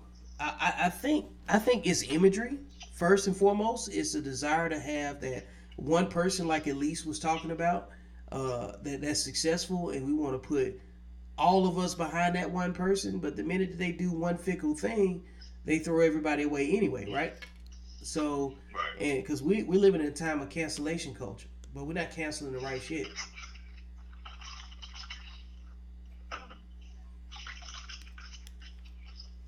So I'm always trying to figure that part out. You know, that's just when you and I are speaking candidly with each other. You know what I'm saying about these topics. Hey man, tell him to chill out, bro. Tell him to chill. Yo, we might have lost Drew for a second. So, Kev, you think it's just the flashiness? Or it can't just be that. Like, why are some people so enamored with him? Right, I don't get it. Like, what does he do besides dodge punches well? He fight once a year, twice a year, right? Right, and I won't even call it fighting. I just say he dodges punches well. Yeah, because that's all I ever see him do. I never see him hit anybody. But other than him dodging a lot of punches. Why do people like him so much? Yeah. Because there's a lot of black dudes with a lot of money that do flashy shit on Instagram and shit, right? Man, look. But how old is Floyd? He's got to be in his late 40s, right? Mid-40s, somewhere in there? I think Floyd, how old is this guy? I think he about 45 or something like that. Let me look it up. 45, right? Yep. So that's a 45-year-old man. I saw a video of a 45-year-old man yesterday standing in this luxurious robe, so surrounded by money at his feet, standing there like a fucking Christmas tree, right? This is what I saw yesterday. Mm-hmm. Oh, he's 41. And then I saw another. Oh, 41. Damn. Okay. So then I see his video of him, TMZ or whoever caught him going into the Gucci store. Him giving a totally oblivious explanation as to why he wasn't boycotting with everybody else. Which, one point I want to add on that Gucci shit is why do we have to acknowledge these motherfuckers every time they do some shit? I don't even know, you know. Because at this point they just no press is bad press in our ass right now. Like whatever we do, them niggas gonna get it popping. They don't get it shaking. You know what I'm saying? Put a blackface on some shit and watch them niggas dance. Yep. Watch them jump up and down and boycott and hashtag this shit to death. Mm-hmm. That shit ain't gonna never affect me because I can't afford Gucci. Right. I don't wear that shit. You know what I'm saying? And I don't go out of my way to try to wear it. Mm-hmm. But if I could afford it, that might not be my thing anyway, just because of the way you move. Right. That's just not my shit. Mm-hmm. But even if the people that do fuck with Gucci, right? Yeah. So they put the blackface shit up. Why do we feel like we gotta instantly respond to that? What if we wouldn't have said nothing? Yeah, then what? Cause like the same, Then what? it'll be the same result, bro. They be like, well, we didn't get a reaction out of it, you know. And put that down. Let's go over here. And then what I did see was instead of people saying fuck Gucci, they were just posting random black owned clothing lines. Yeah. That you can go and buy. Right. I thought that was dope, but why do we have to wait for Gucci to put a black face or some shit for you to post your homeboy clothing line? Man, look. I didn't know your homeboy sold clothes until Gucci put that shit on the thing. Yep. You talking Marcus, right? I mean anybody. Yeah. I'm just saying in general. Okay. General. Mm-hmm. I'm just saying in general. Don't tell me about your homeboy's clothing line after Gucci offends you. I need to know about your homeboy clothing line as soon as he has one. Right. Like, we still been trying to buy Cripple Cola sweatshirts. You know what I'm saying? That's what I'm right. We looking for shit like that. Already. I wasn't waiting on Gucci to do that. I still need that blood pop, and I still need that Cripple Cola. Now, how I know that shit probably takes some time. And matter of fact, I think we need to make that a segment, right? Mm-hmm. We need, every time we come up, let's highlight somebody we know that's got, because I got a couple friends that's making clothes and doing shit. Mm-hmm. So let's throw them out there, put a link up, tag ass, some shit, just to show, just to put it out there, just to make this a regular occurrence. Cool. Hey, I'm finna call in. It shouldn't be. Yeah, look, you finna say you finna call somebody? Yeah, I'm finna call somebody in right now. All right. Man.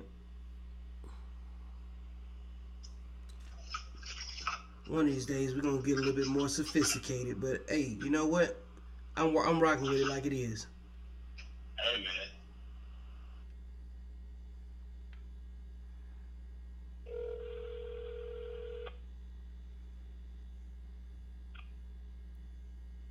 Sharon, you there? What's up, bro? Hey, I'm gonna let you and Drew talk for a second, but you go ahead and introduce yourself again. I'll be right back. Alright. Hey, what's up, bro? How you doing, man? This is Drew. Hey, what's going on, Mr. Drew? This is Sherman. How you doing, man? Hey, man, nice to speak with you, brother. How you doing? I'm fantastic, man. Hey, look, I just wanted to speak on the Floyd Mayweather situation, man. I think one of the things that we asked, the question that was asked was, it was sort of about why do we give him such a platform? And that's what I perceive anyway. So, Right. I'm a big boxing fan, man. I've been into boxing since 1994. My dad's a boxing fan. I got several brothers that's a boxing fan, man. Floyd did not have as large of a platform as he does until he stopped performing as a boxer and started performing as a businessman. Right? Okay. Once he took, like, Bob Arum, I think was his promoter, and he was like, you know what? Bob Arum is taking too much of my money, and I can do the exact same thing he's doing and pay myself more and earn more by paying the other boxers that I am promoting on my card because I am the name in boxing. That's when Pretty Boy Floyd became Money Mayweather, and that's when the media started portraying him as a different character. Before that, when he was just working for the white man money, it was Pretty Boy Floyd, Pretty Boy Floyd, Pretty Boy Floyd. He was the American icon that replaced Golden Boy, Oscar De La Hoya. I can beat Oscar De La Hoya, right? Okay. Everything was good as long as he was making them money. The minute that he switched from being a performer, no different than the Le'Veon Bell situation. As long as Le'Veon was willing to shut up, piss up a room, pound sand, and make them money for whatever they were willing to give him, it was all good. You follow what I'm saying? The thing I said, Mayweather was like, you know what? I understand the business aspect of it. I can make $300 million pocket money for a fight if I front all the money on the front end, promote the fight. I can pay myself $300 million versus $30 million.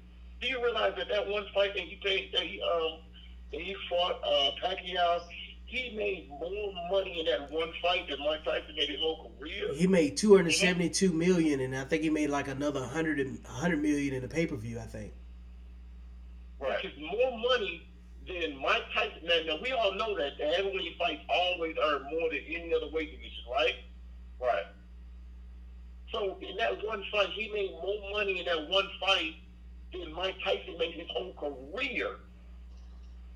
Mayweather did not start to develop a negative connotation to his name until he took the business aspect out of the white man's hands and said, I'm going to be the businessman and the fighter and make my own money, decide my own fight who I want to fight. That's the exact same thing that Bob Arum. I think he was playing for Bob Arum. Yeah. I think that's the guy. Yeah.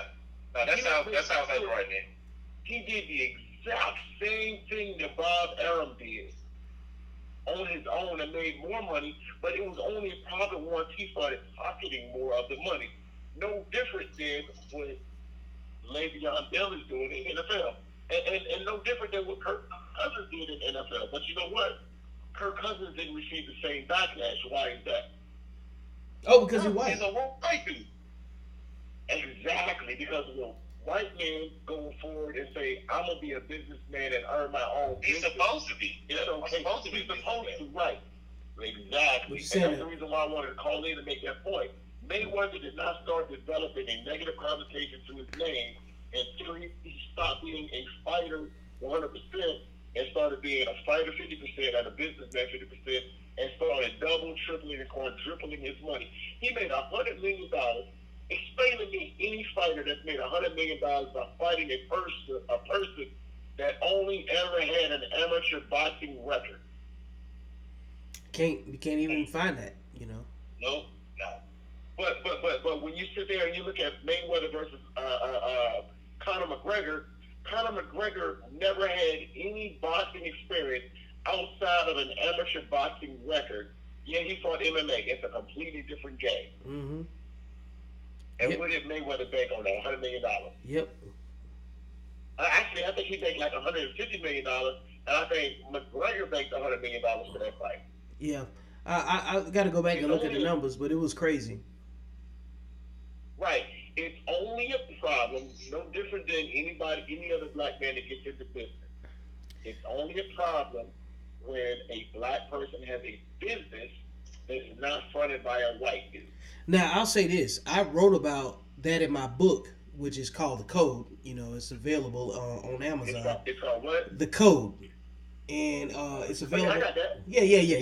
You know, I know you probably saw that part when I used that fight comparison to draw some of the similarities of what we talk about in this discussion, because that's the principal discussion in regards to when is it okay to, again, the theme for the night is betting on yourself. That's what Mayweather did, you know.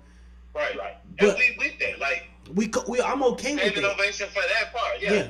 That's the good aspect. But I think he doesn't relay that message more in all the clowning around shit he doing. I think that he should be talking more about how he did that than fuck what y'all talking about. I'm going to Gucci. But here's my part. But this is what I'm about to say. I'm okay, even though it's not cool to withhold whatever your secrets are for your financial success. He playing a different game, so I don't expect him to be able to tell me what he would do in the fourth quarter of a fiscal year versus somebody else that don't have the same money. So my requirements are significantly different for a person like that, especially on the entertainer and athlete type of line of thought, because they don't lead the same type of lives. They ain't got the same type of responsibilities. You know, $500 for us may set us back a month or two on something else, but Our $500 might be $5 million or 500,000 for somebody else, and that's in that economic stratosphere. So, and then not only that, he's demonstrated that what his energy is for everyone else that looks like him, and it's not there. He's not invested. So that's the other part why I don't get upset. It'd be different if he pretended he was invested. Can I touch on that? Mm-hmm. Can I touch on that? Go ahead. Okay. And that's the reason why. That's the reason why so many people are upset about what he's coming out and saying and doing, is because it's like when I say, well, he didn't develop a large platform until he started becoming a businessman. So now he's got a platform, right? So now what they do is they be like, well, he is him and Kanye West and some of these other people that are setting the average black person back. These are now the platform for African Americans, right? So now they're saying, well, he's okay with this, so you guys should be okay with it too. Right. You know what I'm saying? Because he's got a platform, and because he's got a platform, it's kind of like he speaks for 1 or 2 million black folks, right? So even though your platform is not exactly saying, or my platform is not exactly saying what he's saying, my platform and your platform doesn't reach the same level of people. You know what I'm saying? Mm-hmm. So when you say, well, he sold out for something that he wasn't bought into. Well, it's not necessarily that he hasn't bought into it, but when you start talking about where we are as a people, and you start talking about the 3 people that do have platforms, they don't stand up to Jay-Z's when they talk about social justice reform. You don't see a lot about Meek Mill when he talks about social justice reform. You don't see a lot about Yasir Bey when you talk about social justice reform and equality for African Americans.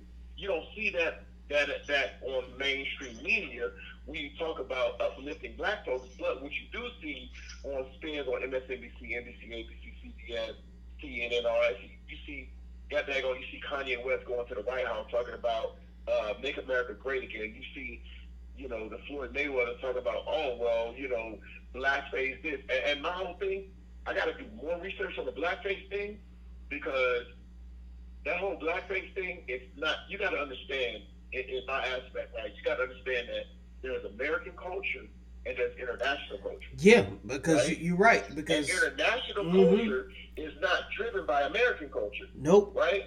So just for a quick little tidbit, right? There's in the Netherlands, there's this actual character. I already know what you're talking about. Side by side with Santa Claus. It's called I can't remember his goddamn name, but I researched it earlier. So there's a whole festival, right? Yep. Everybody paints themselves. Yep. Yeah, there's a whole festival surrounding Christmas and St. Nicholas, where his sidekick is this blackface character named Some Piet, Piet, which basically translates to Black Peter, right? Yeah. Mm-hmm.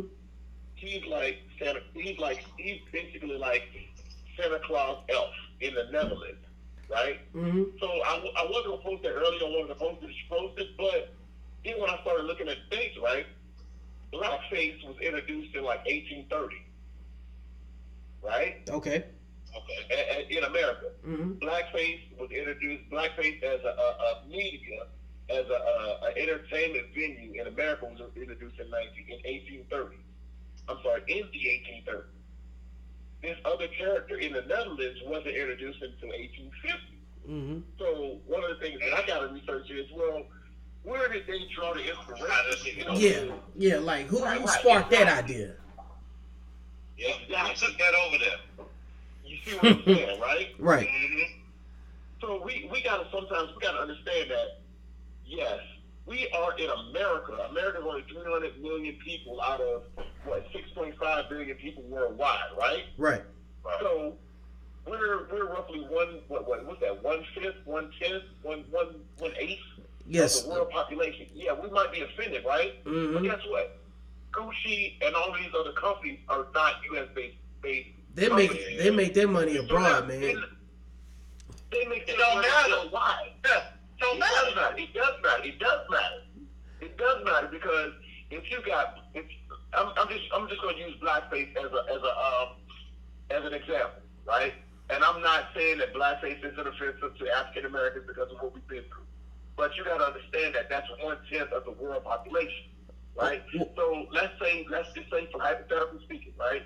You got 300 million people over here, right? Mm-hmm. And then you got 6.2 billion people over the world population that are cool with Black Peter being the sidekick of Saint Nick. Are you going to pander to the 300 million or the 6.5 billion worldwide? That's the part where Drew was saying it doesn't matter. No, right, that's what I'm saying. It don't matter to them. It doesn't. Yeah, like they don't have to. They don't have to appease us to make money off of the same thing. Exactly. Well, that's why I don't think we have to get that shit energy every time something pops up. Right. Because it's not gonna. It doesn't hurt them enough anyway. We don't make up enough. Just going about our right. If we just go ahead and go on about our business, find you something else to wear. Like we need to have like a. When shit like that happens, we need to be able to have a, you know how when you and you could be at work and you and one of the coworkers you cool with, right? And some bullshit going on in front of you, right? And y'all could just look at each other. Yep. And know it. You could just look at each other and both of y'all automatically get the same thing. Mm-hmm. That's what we need. Like so when shit like that go on, we just automatically look at each other and say, y'all, you see that shit, right? Right? And go on about our business. Yep. So when Gucci look up, when Gucci look up and like, okay, I ain't hearing us these many rap lyrics or yada yada yada. Like we ain't moving because they got somebody working that area. Yeah. Or so there's an urban area of Gucci where somebody just got their ear to the street, right? Mm-hmm. Right. So when your name ain't being dropped in as many songs as it was, somebody paying that some attention. Like, let them feel the effect instead of hear the effect. But the thing that I think as far as when like T.I. was like, oh, Gucci only pop because we make it pop. No, bro. No. Yeah, I don't agree with that. we only what 13% of 300 million. In America, we only make up 13%. Yeah, we can't even. You can lose the entire American dollar and be straight. Yeah. Hey, follow my math. We're only 13% of 300 million of 6.8 billion in the world. Bro, we a fart. So we a fart in terms of right. But that was two numbers you had over the 13%. Right. So what you gotta understand is when they making it, what Gucci is doing when they do, and I made a post recently. I made a whole post on my own page. I said the plot twist in this whole situation is we begged these motherfuckers over many years to be able to patron their environment. We fought to be able to give them our money. Right. Until you be exploited with it. That sounds stupid, right? You guys are not going to segregate us. We're going to pay you guys and you're going to sell to us. Take my money. That shit. That's what we did. We threw our money to them and they said, no, we don't want it. And we said, no, you're going to take it. Yep. And now, once they're taking it, they said, well, look, it's our merchandise. We don't conquer to you motherfuckers. And now we're saying, well, wait a minute. Yep. We don't have to spend our money with you guys. We don't have to spend our money with you guys. We're going to spend our money elsewhere. And guess what they said? Oh, we're trying to get this out for the last 40 or 50 years. Now you guys are doing it on your own. You guys are boycotting our merchandise that we didn't want to sell to you any fucking way. Man, we don't want you wearing it anyway. Well, check this. And this. Anyway. Because you can't tell me that there ain't some white people out there that stopped wearing Gucci as soon as niggas started wearing. Right. Those people exist. Yep. They exist. But guess what though? Here's the thing though. A Gucci bag. No, I'm sorry. Let me go to where I know. A Gucci belt didn't get a $500 price tag on the strength of the dollar of the black man. Nope. For sure. Mm-mm. It was already priced there. Yep. It was already priced there, right?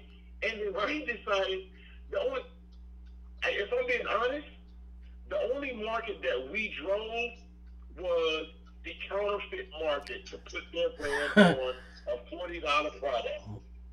That is the market that we drove. And that's where the Koreans and the Chinese make all that other mouth from. Market. Yep. And they black market. Mm-hmm. The counterfeit market. Yep. Yes, sir. Oh, and let me add this. And let me add this too.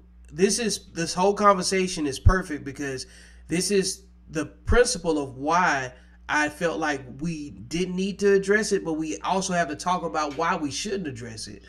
And look, this is also a great marketing strategy by Gucci, right? Make black people mad and they'll talk about it, and then white people will go buy it. And all they have to do is invest in pissing off 13% of the United States. Well, see, I don't necessarily It's know so that easy. I don't necessarily know that white people are going to go and buy it, because I think that they're going to buy what they're going to buy regardless of the Of course, yeah. I say that very loosely. I'm not saying that's very specific. I'm just saying if you anger us, we will market it for you. Well, that's true. That's true. And it don't matter who goes to go picks it up.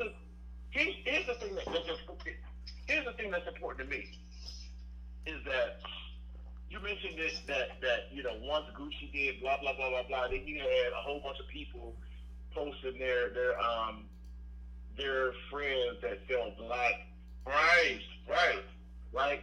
So what really the best strategy for effectiveness would be if, let's say, Drew or Vic had a clothing line, and en masse we started purchasing that clothing line to the extent that, now here's the extent, to the extent that that clothing line became strong enough to develop an IPO to where now they can be traded on the stock market.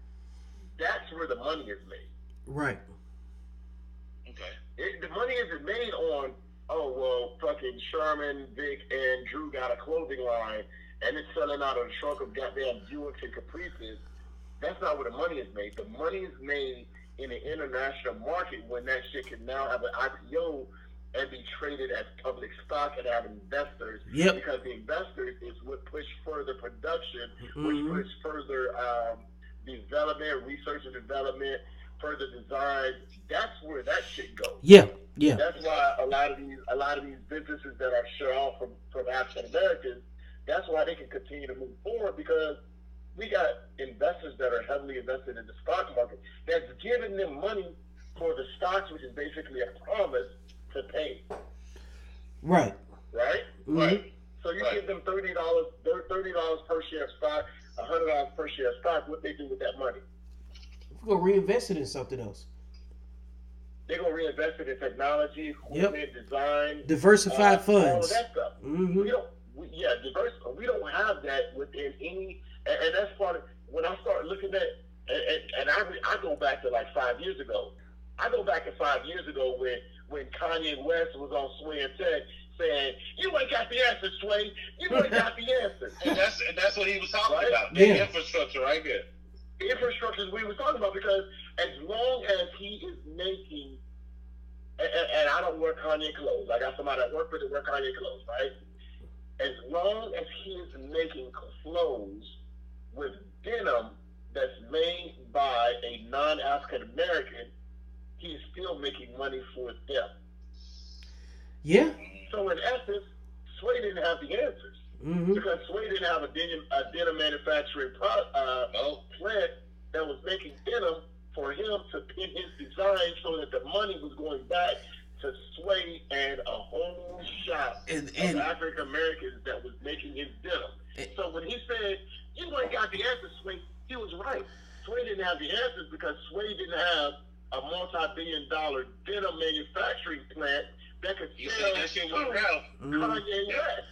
Now, He said that shit went round. Now I'll say this too, to bring it to more present times, like in Killer Mike's recent Trigger Warning docuseries. You remember when he was trying to go get something to eat and he couldn't eat because the food didn't come from a black farm? It was a black-owned restaurant, but the food came from a white farm. Yep. So, and he was trying He had to spit that shit out. Yeah. Right. So he literally had bit it and had to spit it back out. Yeah. So and that's where you come from. That's where I think you made a post recently about tribal thinking. Yep. But you know what? Here's the thing, though. The problem is when you start talking about like tribal thinking like that. Like let's say Vic has a farm and Vic raises animals, and Sherman has a slaughterhouse, and Sherman slaughters the animals, Mm-hmm. right? And then Drew has a restaurant, and Drew cooks the animals up and make plates out of them and sell them for $10 a pop, Mm-hmm. right? All black business, right? So what ends up happening is that shit ends up getting slandered because it's separatist. You know what I'm saying? Like, Yep. Cracker Barrel do the goddamn same. Cracker Barrel do the same goddamn thing. Yeah, the name Cracker Barrel. That's a worn off anyway. Thank you. Like, that's what I'm right. Look. I just use them because that's one of my favorite restaurants. And I love Cracker Barrel, but we can use IHOP, we can use McDonald's, Yep. we can use Burger King. They do the same thing, but what happens is it's not painted with the same brushstrokes. No, of course not. It's not painted with the same brushstrokes. It's not painted with a nationalist connotation. Mm-hmm. It's not painted as, oh, well, these guys are being separatists and they only want to patron black establishment, or I'm sorry, white establishment. That's not what happens. We need to. When we do it, it's like, oh, well, you know, we can't have it. We need to. We can benefit from pandering economically though. You know what I'm saying? We come up with some very fluid names and then make people feel comfortable. And next thing you know, you're like, who owns this place? And then by that time, we already billionaires. You know what I mean? Steak already in your throat, bitch. I can't fucking say it. Man, but, you know, I want to beat that horse any longer because we know what this circle of conversation is about. We all have been on the same things. It's just good to be able to have it, record it, document it, and you know, so it can be a reference point for somebody else because some things you may not care about that much today versus, you know, in the future. So I think it's important to highlight that every time something is designed to trigger, you know, a response from the black community, that we got to know that we're being exploited, you know, and it's for a laugh and for $1 for people that don't have to endure, you know, the things that's associated with our exploitation. So every time you get offended, somebody's getting paid. So be careful how you share your offense. So exactly. You don't have to move every time they say move, man. Yep. Let's just do that quick. Let's just do the eye contact. We seen that shit. Mm-hmm. Right. The eye contact, the head nod, the universal head nod. That's it. Head nod, the eye contact. You already know. That's all it takes. Yep. Y'all know how it be when you be at work and your two white co-workers off that bullshit. Look at this motherfucker. Man, look. I had that shit happen just today. I promise you I did. and me and Shawty girl, look, just looked at each other, we didn't say nothing. Maybe talk about it a little bit later. Hey, man. Yeah, Look. yeah. They say we later, like, oh, okay. I'll catch you down the hall in a minute. Yeah. We'll chop it up about that shit. We see that shit. I see that bullshit. Yeah, right. We see what they are. We got, but see, we got to take that out the. We got to take that national, man. We got to have that universal head. We got to look out for each other like that the whole way around. Yep. But you know what? The issue that I have with that is white folks don't do that. They don't have that. They don't have that because, you know, they're, you know, 67% of the American population. So it's like, oh shit, we gonna say whatever we want to, and fuck if you like it or not. You know what I mean? Well, white people have never had to socially regroup. Fine. Yeah. So, white people have never had to socially regroup and have to encourage each other to believe that they're human beings. Okay, so Exactly. there's a lot of missing Right. pieces in that. So I understand exactly what you're saying, but I'm saying that for further clarification. You know, and for anybody that might be listening or watching. So Fuck how they feel. I like that thought process. That man, you know, I spent a lot of time trying to explain the black experience to people that don't understand the black experience. You know what I'm saying? mm-hmm. Because it's like this, man. If you don't understand it, you never lived it. At the end of the day, you don't know it.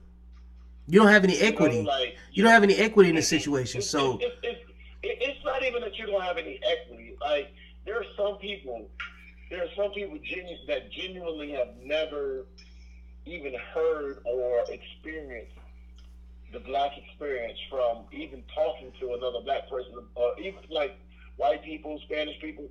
I got some Spanish people that are just as much just as much oblivious to the black experience as anybody else. Yeah. And sometimes you gotta sit. I find myself having to sit down and talk about, bro, do you know what it's like to be a semi-successful black person driving what's considered a luxury car and get pulled over 3 times? I like how you said what's considered, because a lot of these luxury cars in America, them things is taxis in other countries, man. Well, it's all perspective. Yeah. It's all perspective and perception. Yeah, a Mercedes Benz is a Mercedes Benz in Germany is a Camry. Yes. Yes. If you go to Qatar, everybody Is Mercedes German for Camry? Qatar it's a subcontract. Right. Everybody got them. The one that you don't see is a Ford Mustang in Qatar. Yeah. I get it. You know what I'm saying? But when you're in America and you're driving what's considered a $60,000 luxury car, they're going to look at you sideways. Yeah, I get and it. A lot of people don't understand that. You know, you got a lot of people that when they get 16, they get BMWs. Yep, off the bat. Maybe C-classes, maybe E-classes. Off the cuff. You know what I'm saying? And they can't understand what it's like when you finally be able to afford a luxury car and you get in that luxury car and you get pulled over every 5 miles. Because right. you don't look like you should be driving that car. And what's funny is that sounds extreme, but that's a reality for certain people. You know what I'm saying? It's a reality, exactly. Like where I live is pretty. I would say it would be considered to be affluent, depending on another comparable area, right? Because like in a military community, everybody owns something. Even somebody that's not rich usually owns something in comparison to if you go to a major metropolis somewhere, it's either the have or the have-nots. Generally speaking, where I live, most people have something. Home ownership in the area where I live is at 73%. That's crazy. 3/4 of the population owns a house. And that's nuts. That's nuts. And I'd like to see the breakdown of how many people own multiple houses here. So, like, you're not getting pulled. You have to be doing something pretty stupid to have a regular interaction, recurrent interaction with police force down here, But outside of this bubble, that reality that you speak of is a whole lot more probable. You know what I'm saying? Where we're not in that military bubble, where we live. So that's all true. I don't disagree with nothing that you just said. But I want to move on to, a plug for my book, because I got a caption that kind of encompasses everything we've been talking about tonight. We've been talking about betting on ourselves, and we've been talking about being caretakers of where we give our energy to, So I've been making a habit of taking screenshots of certain posts that I feel like will be useful for later on discussions like this. And in my caption, when you give your positive energy to issues that negatively reinforce bad practices, it seems like we're not coming together. The right people are already moving forward together. And I published a book that explores this topic in depth. Say that again one more time for me. I said, when you give your positive energies to issues that negatively reinforce bad practices, it seems like we're not coming together. The right people are already moving forward together. Basically saying, get out your feelings and get back in your bag. You know what I'm saying? Yep. Or go get you a bag. Preferably not Gucci, but you get what I'm saying. So, the links to the book are located in the caption. And for those of you that have already purchased it, it's Black History Month. Go ahead and buy 2 more copies and give it to some other black people. Give it to some white people too. So, all right. Hey, you gotta make the effort. So let's go on to the next one. All right, so Dame Dash apologized to Jay-Z, Biggs, Jim Jones, and Steve Stout, and Liar Cohen. I hope I said his name right. Maybe it's Lear Cohen. It's got to be Leo. He calls him Liar. Okay. Okay, that's what it is. All right. Spell it for me. Lyor, Lima Yankee Oscar Romeo. I think that would be Lior. Lior. We're gonna go with Lior. Yeah. Oh. That's me. I'm about 97% sure it's Leor Cohen. Okay. So we so that's grimy, right? So he said, man, like Drew and I were having a conversation about the dissolution of Rockefeller and the different nuggets that Jay-Z's dropped over the years and lines when, you know, he chose his route and, you know, and then, you know, separated himself from Dame and the things that Dame was doing and the way Dame was conducting business. Jay-Z bet on himself. And we all know that has never rested well with Dame. Y'all like the way I said that, bet on himself, right? I slid that on up under the door like a hotel receipt when it's time to check out. Yeah, that's the hotel receipts do go just like they slide. Hey, that shit kind of disrespectful too. When they slide that thing under the door, I be kind of salty. You know what I'm saying? But Can I ask you a question? Go ahead. And I'm gonna let you finish. I'm gonna let you finish. All right, All right. I'm gonna let you finish.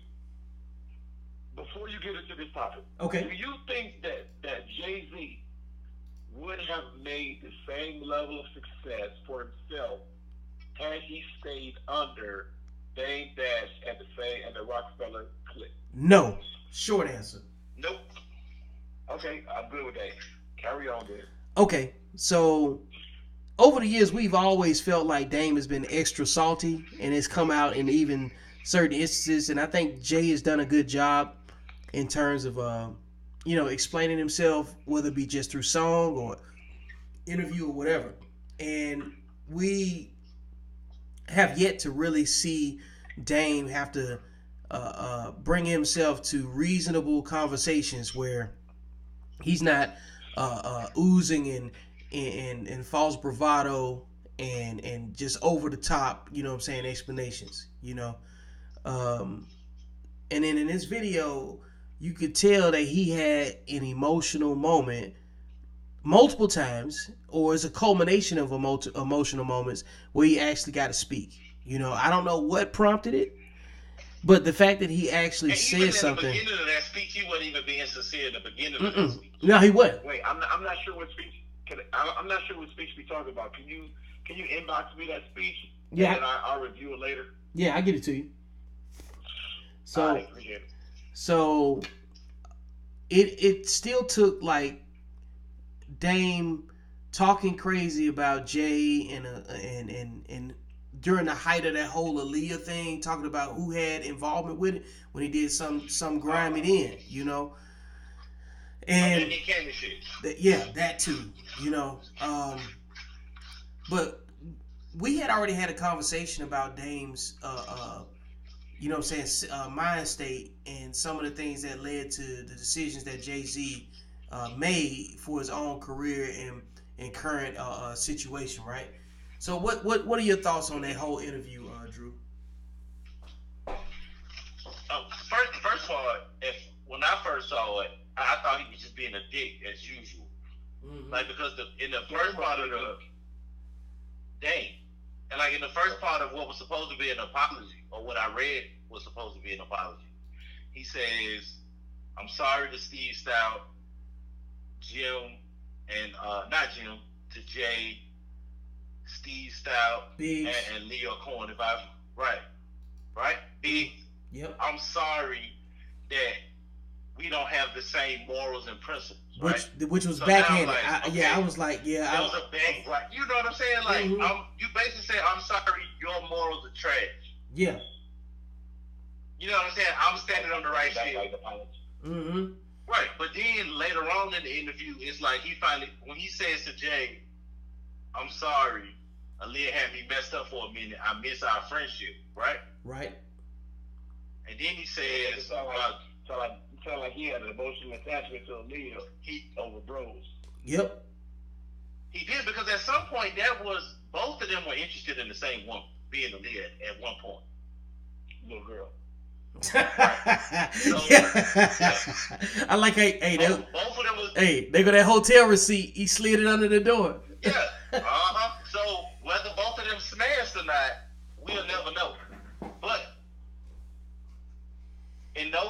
situations, think about situations where there's been two guys after the same chick, right?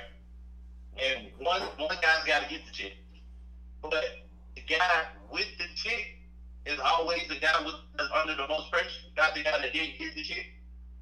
Because you're constantly worried about the other guy that you beat out for the chick. Hey, you moving too far away from your hands-free device. Oh, shit, let me start. Yeah, cause Yeah, I can do that too. yeah.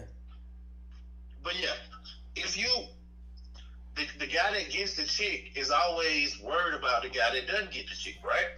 True. So if Dame wins Aaliyah in that battle, you're always looking over your shoulder for Jay, right? Yep. So how are y'all conducting business day to day when all you thinking about is your girl? But wait a minute though, neither one of them got their male hoes water because R. Kelly ended up with the chick. No, this is after R. Kelly.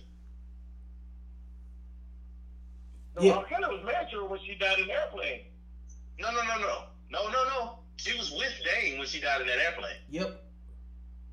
She was with Dame Dash already. I got shit fucked up there. Yeah. Yeah, no, R. Kelly was early in the game. If you remember, their relationship ended with their relationship musically as well. Yep. Because R. Kelly entered Timbaland and Missy. Yep. I might do more research. R. Kelly is. I want to say he kind of discovered Aaliyah. Like 14 years old. He wrote most of that first album. Yep. But Well, here's the thing though. He didn't discover Aaliyah. He had her first. He had her before Missy and Timbaland. No. Well, here's the thing. He may have discovered her sexually, but she was already in the music business before because she was under her uncle. Well, we talk. I think what Drew is saying is that I'm talking about her first album. R. Kelly's on the cover. he talking about that's what he talking about. Well, because he was the executive producer for that album. But that was he was the executive producer and a writer. But all that was is a grouping effort. That was a perverted goddamn. Hey, that's what I'm saying. All of that is the time where they're in a sexual relationship. They got married and all of that. Yeah, the details don't matter at that point. What we're talking about is the fact that when Aaliyah was big, R. Kelly was there. We're not saying, regardless of whatever particulars that led up to that, that's not the point. Because after that is when her relationship with Dame starts. Yeah, I didn't know that. R. Kelly is long. He's long out of the picture by the time that plane goes down. Yep. Okay. Cause she's what? I didn't know that. She should be like 2-3 albums in at that point, right? Something like that. Yeah. And you don't hear another Aaliyah R. Kelly song after Age Ain't Nothing But a Number. After that album, it's all Missy and Timbaland. Yep. All right. So So that's where the end of the fall of all great things between two men is always because of one. But I feel like that's where the risk started. Yep. I can't do business with you if I'm worried about you poking my honey. Yeah. You swiping out the jar. Right. So I do think that Dame was probably always looking over his shoulder for that receipt to slide under the door. You know what I'm saying? Right. Every argument you had with Jay-Z after that was not about whatever y'all was arguing about. It was rooted in something else. You know, like you got. Yes. He said, "Okay, this is the issue. Now let's talk about the problem." And this speaks to a whole other issue of male fragility. Goddamn it, that needs to be a whole goddamn. Yeah. That needs to be a whole Facebook podcast topic. Yeah, it could be real salty. Yeah, that ain't going nowhere. Like that's gonna always exist. Mm-hmm. That ain't going. As long as you got niggas making Marvin's room, that shit ain't going nowhere. Yeah. Well, as long as you got male fragility got an anthem with Marvin's room. That's what you know what I'm saying. That's on that. As long as you got niggas got Marvin's room in their playlist, that skipping that shit ain't going nowhere. No, at all. At all, period. The Sims gonna be here. Mm-hmm. But see, that's what he like. Hey, look. And that's what Dame had the game fucked up at. Mm-hmm. Free male virginity, free that nigga.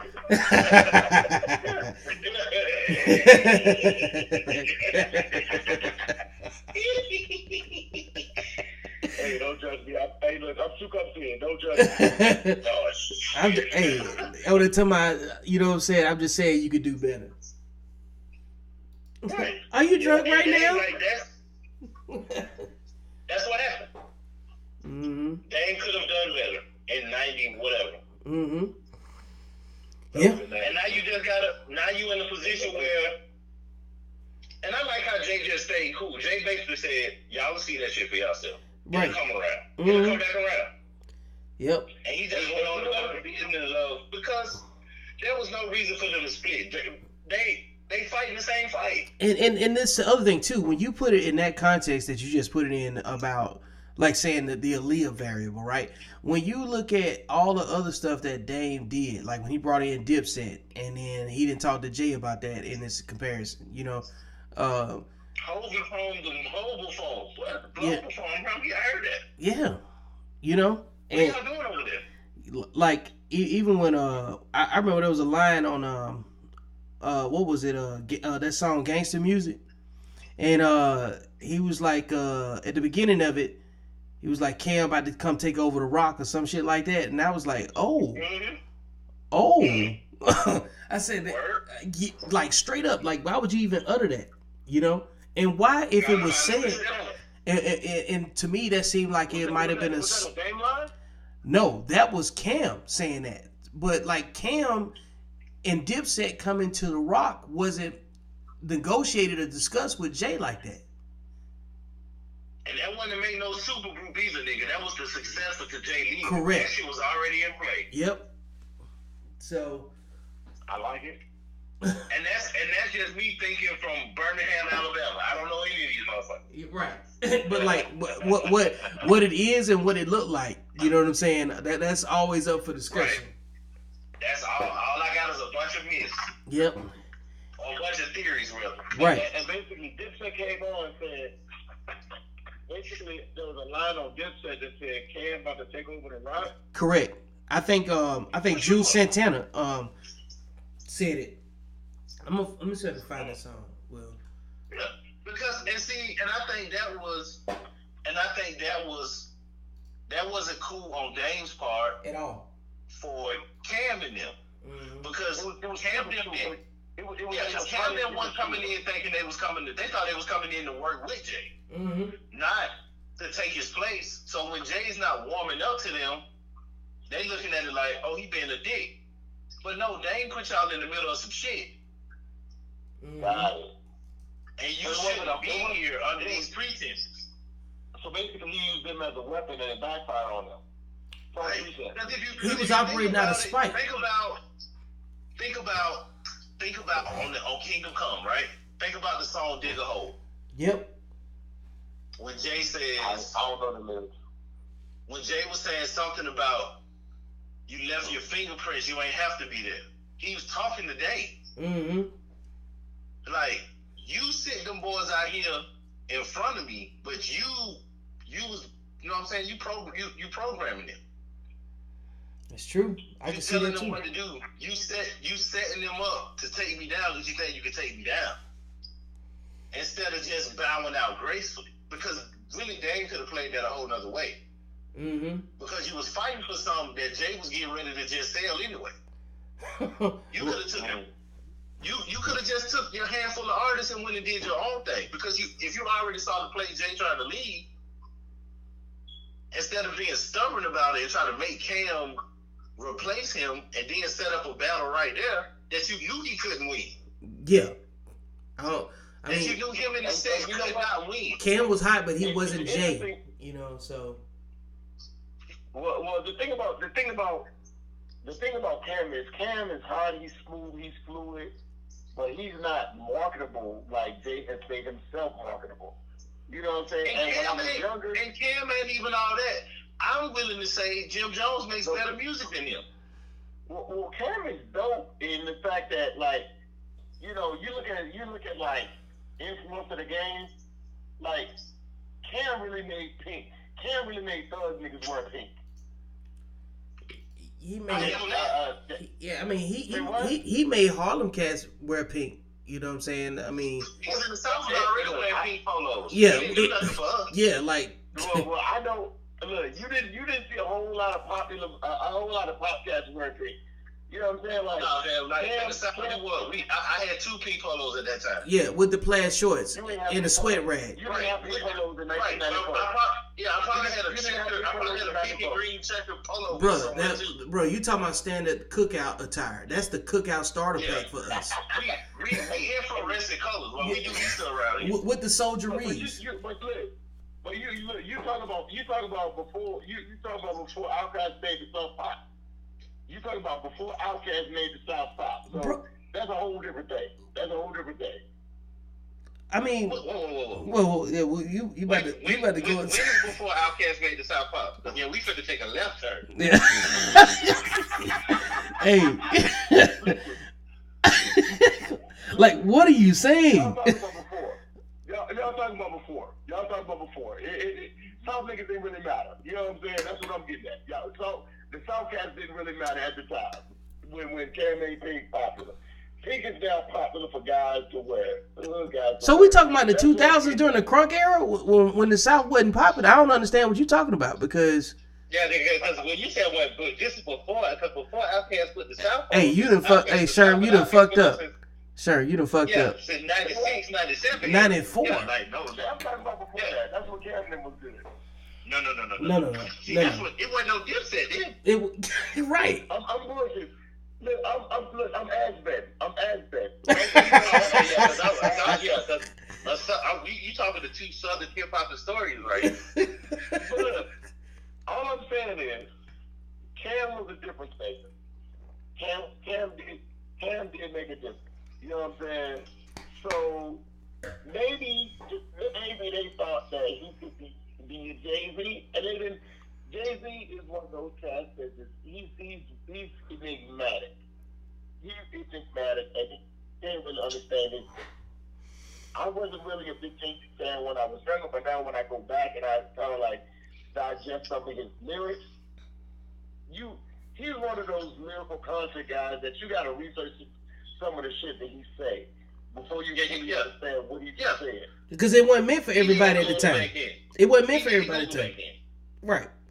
Like if you say that again, Jay-Z wasn't meant for everybody. Like if you go back and I think one of his hardest joints was 22 Twos that was on Reasonable Doubt. When I was repeating that in 1995 when Reasonable Doubt dropped the first time. See, everybody picked up on Jay in 96. I didn't understand. Like, I didn't understand. He actually used the word 22 times in a freestyle on there. You know what I'm saying? Like he did. I caught that. So like but what, in 95, ain't nobody looking for that in the South or nope. So but see, he said that. He told you that in his whole rhyme though. That's what he do. Yeah. We got it. But what I'm saying is when they wrote it on the title, and then you had to sit down and say, I'm gonna count these to see if it's really 22 twos, and it really was. So like how many people? Yeah, then that's when you had to sit back and say with the Pikachu face. What the fuck is this shit? What's happening here? Because before that, we was I don't follow that. When you just pause with the facial expression and your mouth open a little bit. Never mind. It's a meme. Yeah, I'm about to go back. You got to inbox me that. You got to inbox me that because I ain't catching that reference. Mm-hmm. The thing is, for me personally, like when I was younger, I didn't appreciate Jay-Z lyrics. As I got older, I started to more appreciate Jay-Z because what I started to realize in a lot of what he does is what he'll do is he will make songs that are within the melody, the salesmanship, and the environment of what is going to pop commercially, but he'll give you some of the game if you actually pay attention to the lyrics within what's going to sell. That's one of the things that are common, that Yasin Bey, that Talib Kweli, that Wale have not mastered is being able to make a record that will sell, that everybody will listen to. I think Wale can do it. Wale does the that. game. No, he doesn't. I think he does. Wale got hit singles. Wale's got hit singles. That actually get turn play. Yeah, that's how they become a hit single. What is single? What is single? What singles? There's a bunch of them, bro. He's got a. Wale he's not an underground artist at all. No, he's not underground at all. He's not a star though. But one of the biggest songs he had, they still play that shit, and it's like 6-7 years old. The Bad played the song with the little section on the hook. But that boy got hit. Don't say nothing else though. Because what you just did was you said you compared Jay-Z and Wale, and you said, oh, Wale, he does it all the time. What was his song? But right off the top, everybody can reference 22 Tunes. Because I'm a Hov fan. I'm not necessarily a Wale fan. But right. I know if I turn my radio on, I'm going to hear Wale 4 or 5 times before I get to work. But, you're not getting what he has commercial success. He's does. Not. You can't I wouldn't put him in the same category with Talib Kweli and Mos Def and all them. No. I don't. Yeah. Mos Def has. He did. What hits does he have other than Miss Fat Booty? And I don't even think that's a hit. That's just a cult classic. That's the new booty. That's just cool. No. Miss New Booty is some other shit. It's Miss Fat Booty, bro. Fat Booty is Mos Def. Okay. Yeah. I'm 100% sure of that. That's his biggest song. You gonna take a L if you go against that one. I promise you. Yeah, I ain't going against it. I'm not going against it. Miss New Booty sounds like some shit Bubba Sparks made. That's what it was. I found you, Miss New Booty. There you go. Yeah, that's Bubba Sparks. Booty, he don't even say Fat Booty in the hook. It's just the hook is some wild shit, and he's just rhyming about the hook. I know the song. I'm wrong about the title. You need some vitamins, bro. I'll bow out to that one. I know the song. Wale has commercial hits. Like he could go do a set with about 10 songs that get radio speed. Yep. The other cats can't do that. So what part of the game is he teaching in those commercial hits? He's a poet. It's always something Lotus Flower Bomb. It's always about a girl. Yeah. He got that song. He got the song with Usher where he was scared of the wedding. There's always some sentimental shit about a girl.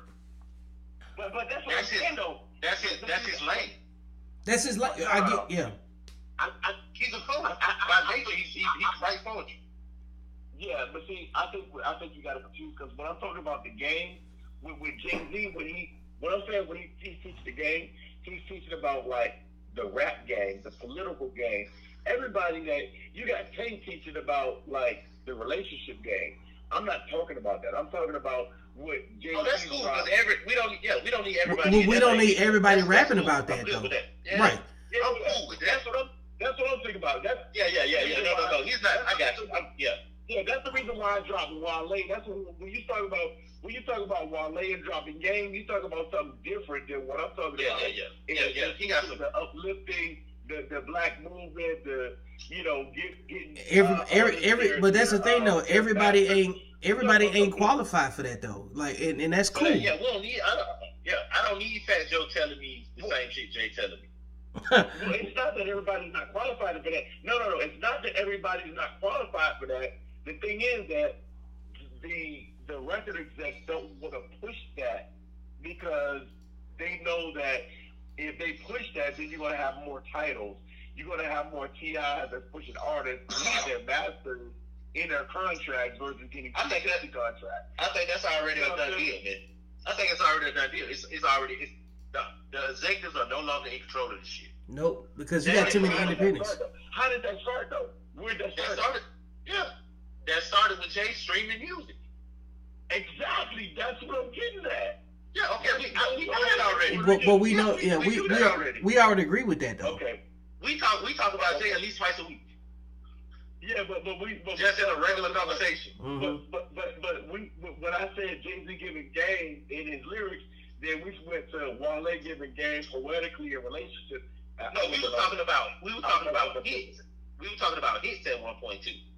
That's why I was talking. When you started talking about dudes that give it out. We were talking about dudes that give out game and make hits. I think that's what we got confused. And my understanding, my definition of game wasn't relationship game. That's the game. Okay, you're talking about financial freedom game. That's the game we talking about. Exactly. Yeah, that's okay. What I'm saying. They got. Well, no. It's not a lot of those cats that can do that. Nas is probably another one that can help you with that. Mm-hmm. That have conversive success. It's just not a lot of them. Yeah. So that's what I'm saying. I was misunderstood. It's all good. I didn't know. Wouldn't Big Boy go in that category? Wouldn't Outkast go in that category? Yeah, Big Boy definitely does because he's put on like other artists and created, like platforms so people could own their own shit. You know what I'm saying? And have their own. We listened to Big Boy's last album. We listened to Big Boy's last album. Right? Yeah, I did. Definitely. I did. I'm guilty. I did. I'm sorry about that. Oh, you should check it out. It's some game in there too. I know T.I. is on that too, though. Mm-hmm. T.I. another, and he showed it to you on TV. Yep. And you gonna see him. He showed it to you on TV. Fam, I recently watched the other day, like Ben watched that show he does with his wife. I've never seen it before. That shit is fire. Mm-hmm. Is it? Yeah, man, that's a good ass show. Talking about the Family Hustle. Like just to showing the way he put them. Oh yeah, he put his kids on. Yeah, he put his kids on real stuff. So he's all about social empowerment, especially using the tools you got. But man, and I love it. Hey, we could talk all night about this, but we're not going to since it's T.I. doing great things. I'm gonna say that T.I. doing great things. Absolutely. Hey man, Sherm, I appreciate you being available, bro. All right, appreciate you. We'll talk. All right, Yep. All right, peace, bro. Yep, you have a good one, man. Drew. Yo. It's been a good chat, man. You know what I'm saying? After the 2-week break, but yeah, man, this shit was nice. I was ready. Yeah, man. Yeah, absolutely. And considering that, we just took the, the topics that we had going on over the last week or so that was hot, it still, took us down the rabbit hole on some things that still needed to be discussed, but it was all, it wasn't no filler, and I like the fact that, the theme was bet on yourself. Everybody needs to bet on themselves, Yes, man. And I'm taking that motto to, I'm recently learning to live by that shit my own self, man. Like, you just gotta do it, bro. You done did it the other way too long. Mm-hmm. Man, we done took chances. Tried it the other way. And that's the thing. Somebody out there has leveraged us because they bet on themselves by using us. They bet on themselves. You know what I'm saying? Yep. So, like, we got to take that middleman out and take our circumstance and use that as leverage to bet on our own selves. So, with that being said, this has been another great episode of Code Talk. And everybody else out there. Hold up, man, before you close it out. Bro. Oh, okay, go ahead. I know I'm an hour early, man, but I'm going to go ahead and be the first one, man. Happy motherfucking birthday, bro. You know what I mean? God damn, dog. I thought I was going to get out of here. Happy birthday. Hey, man. Goddamn. You know what I'm saying? I had to get that shout out before we get out of here. Hey, man, I appreciate Happy 40th, my nigga. God damn, man. I just turned 40 years old. You know what I mean? Yeah, I tried to slide out of there. Man. Get the fuck out of here. Hey, man, I appreciate it, man. We'll chop it up later. All right, boy. One.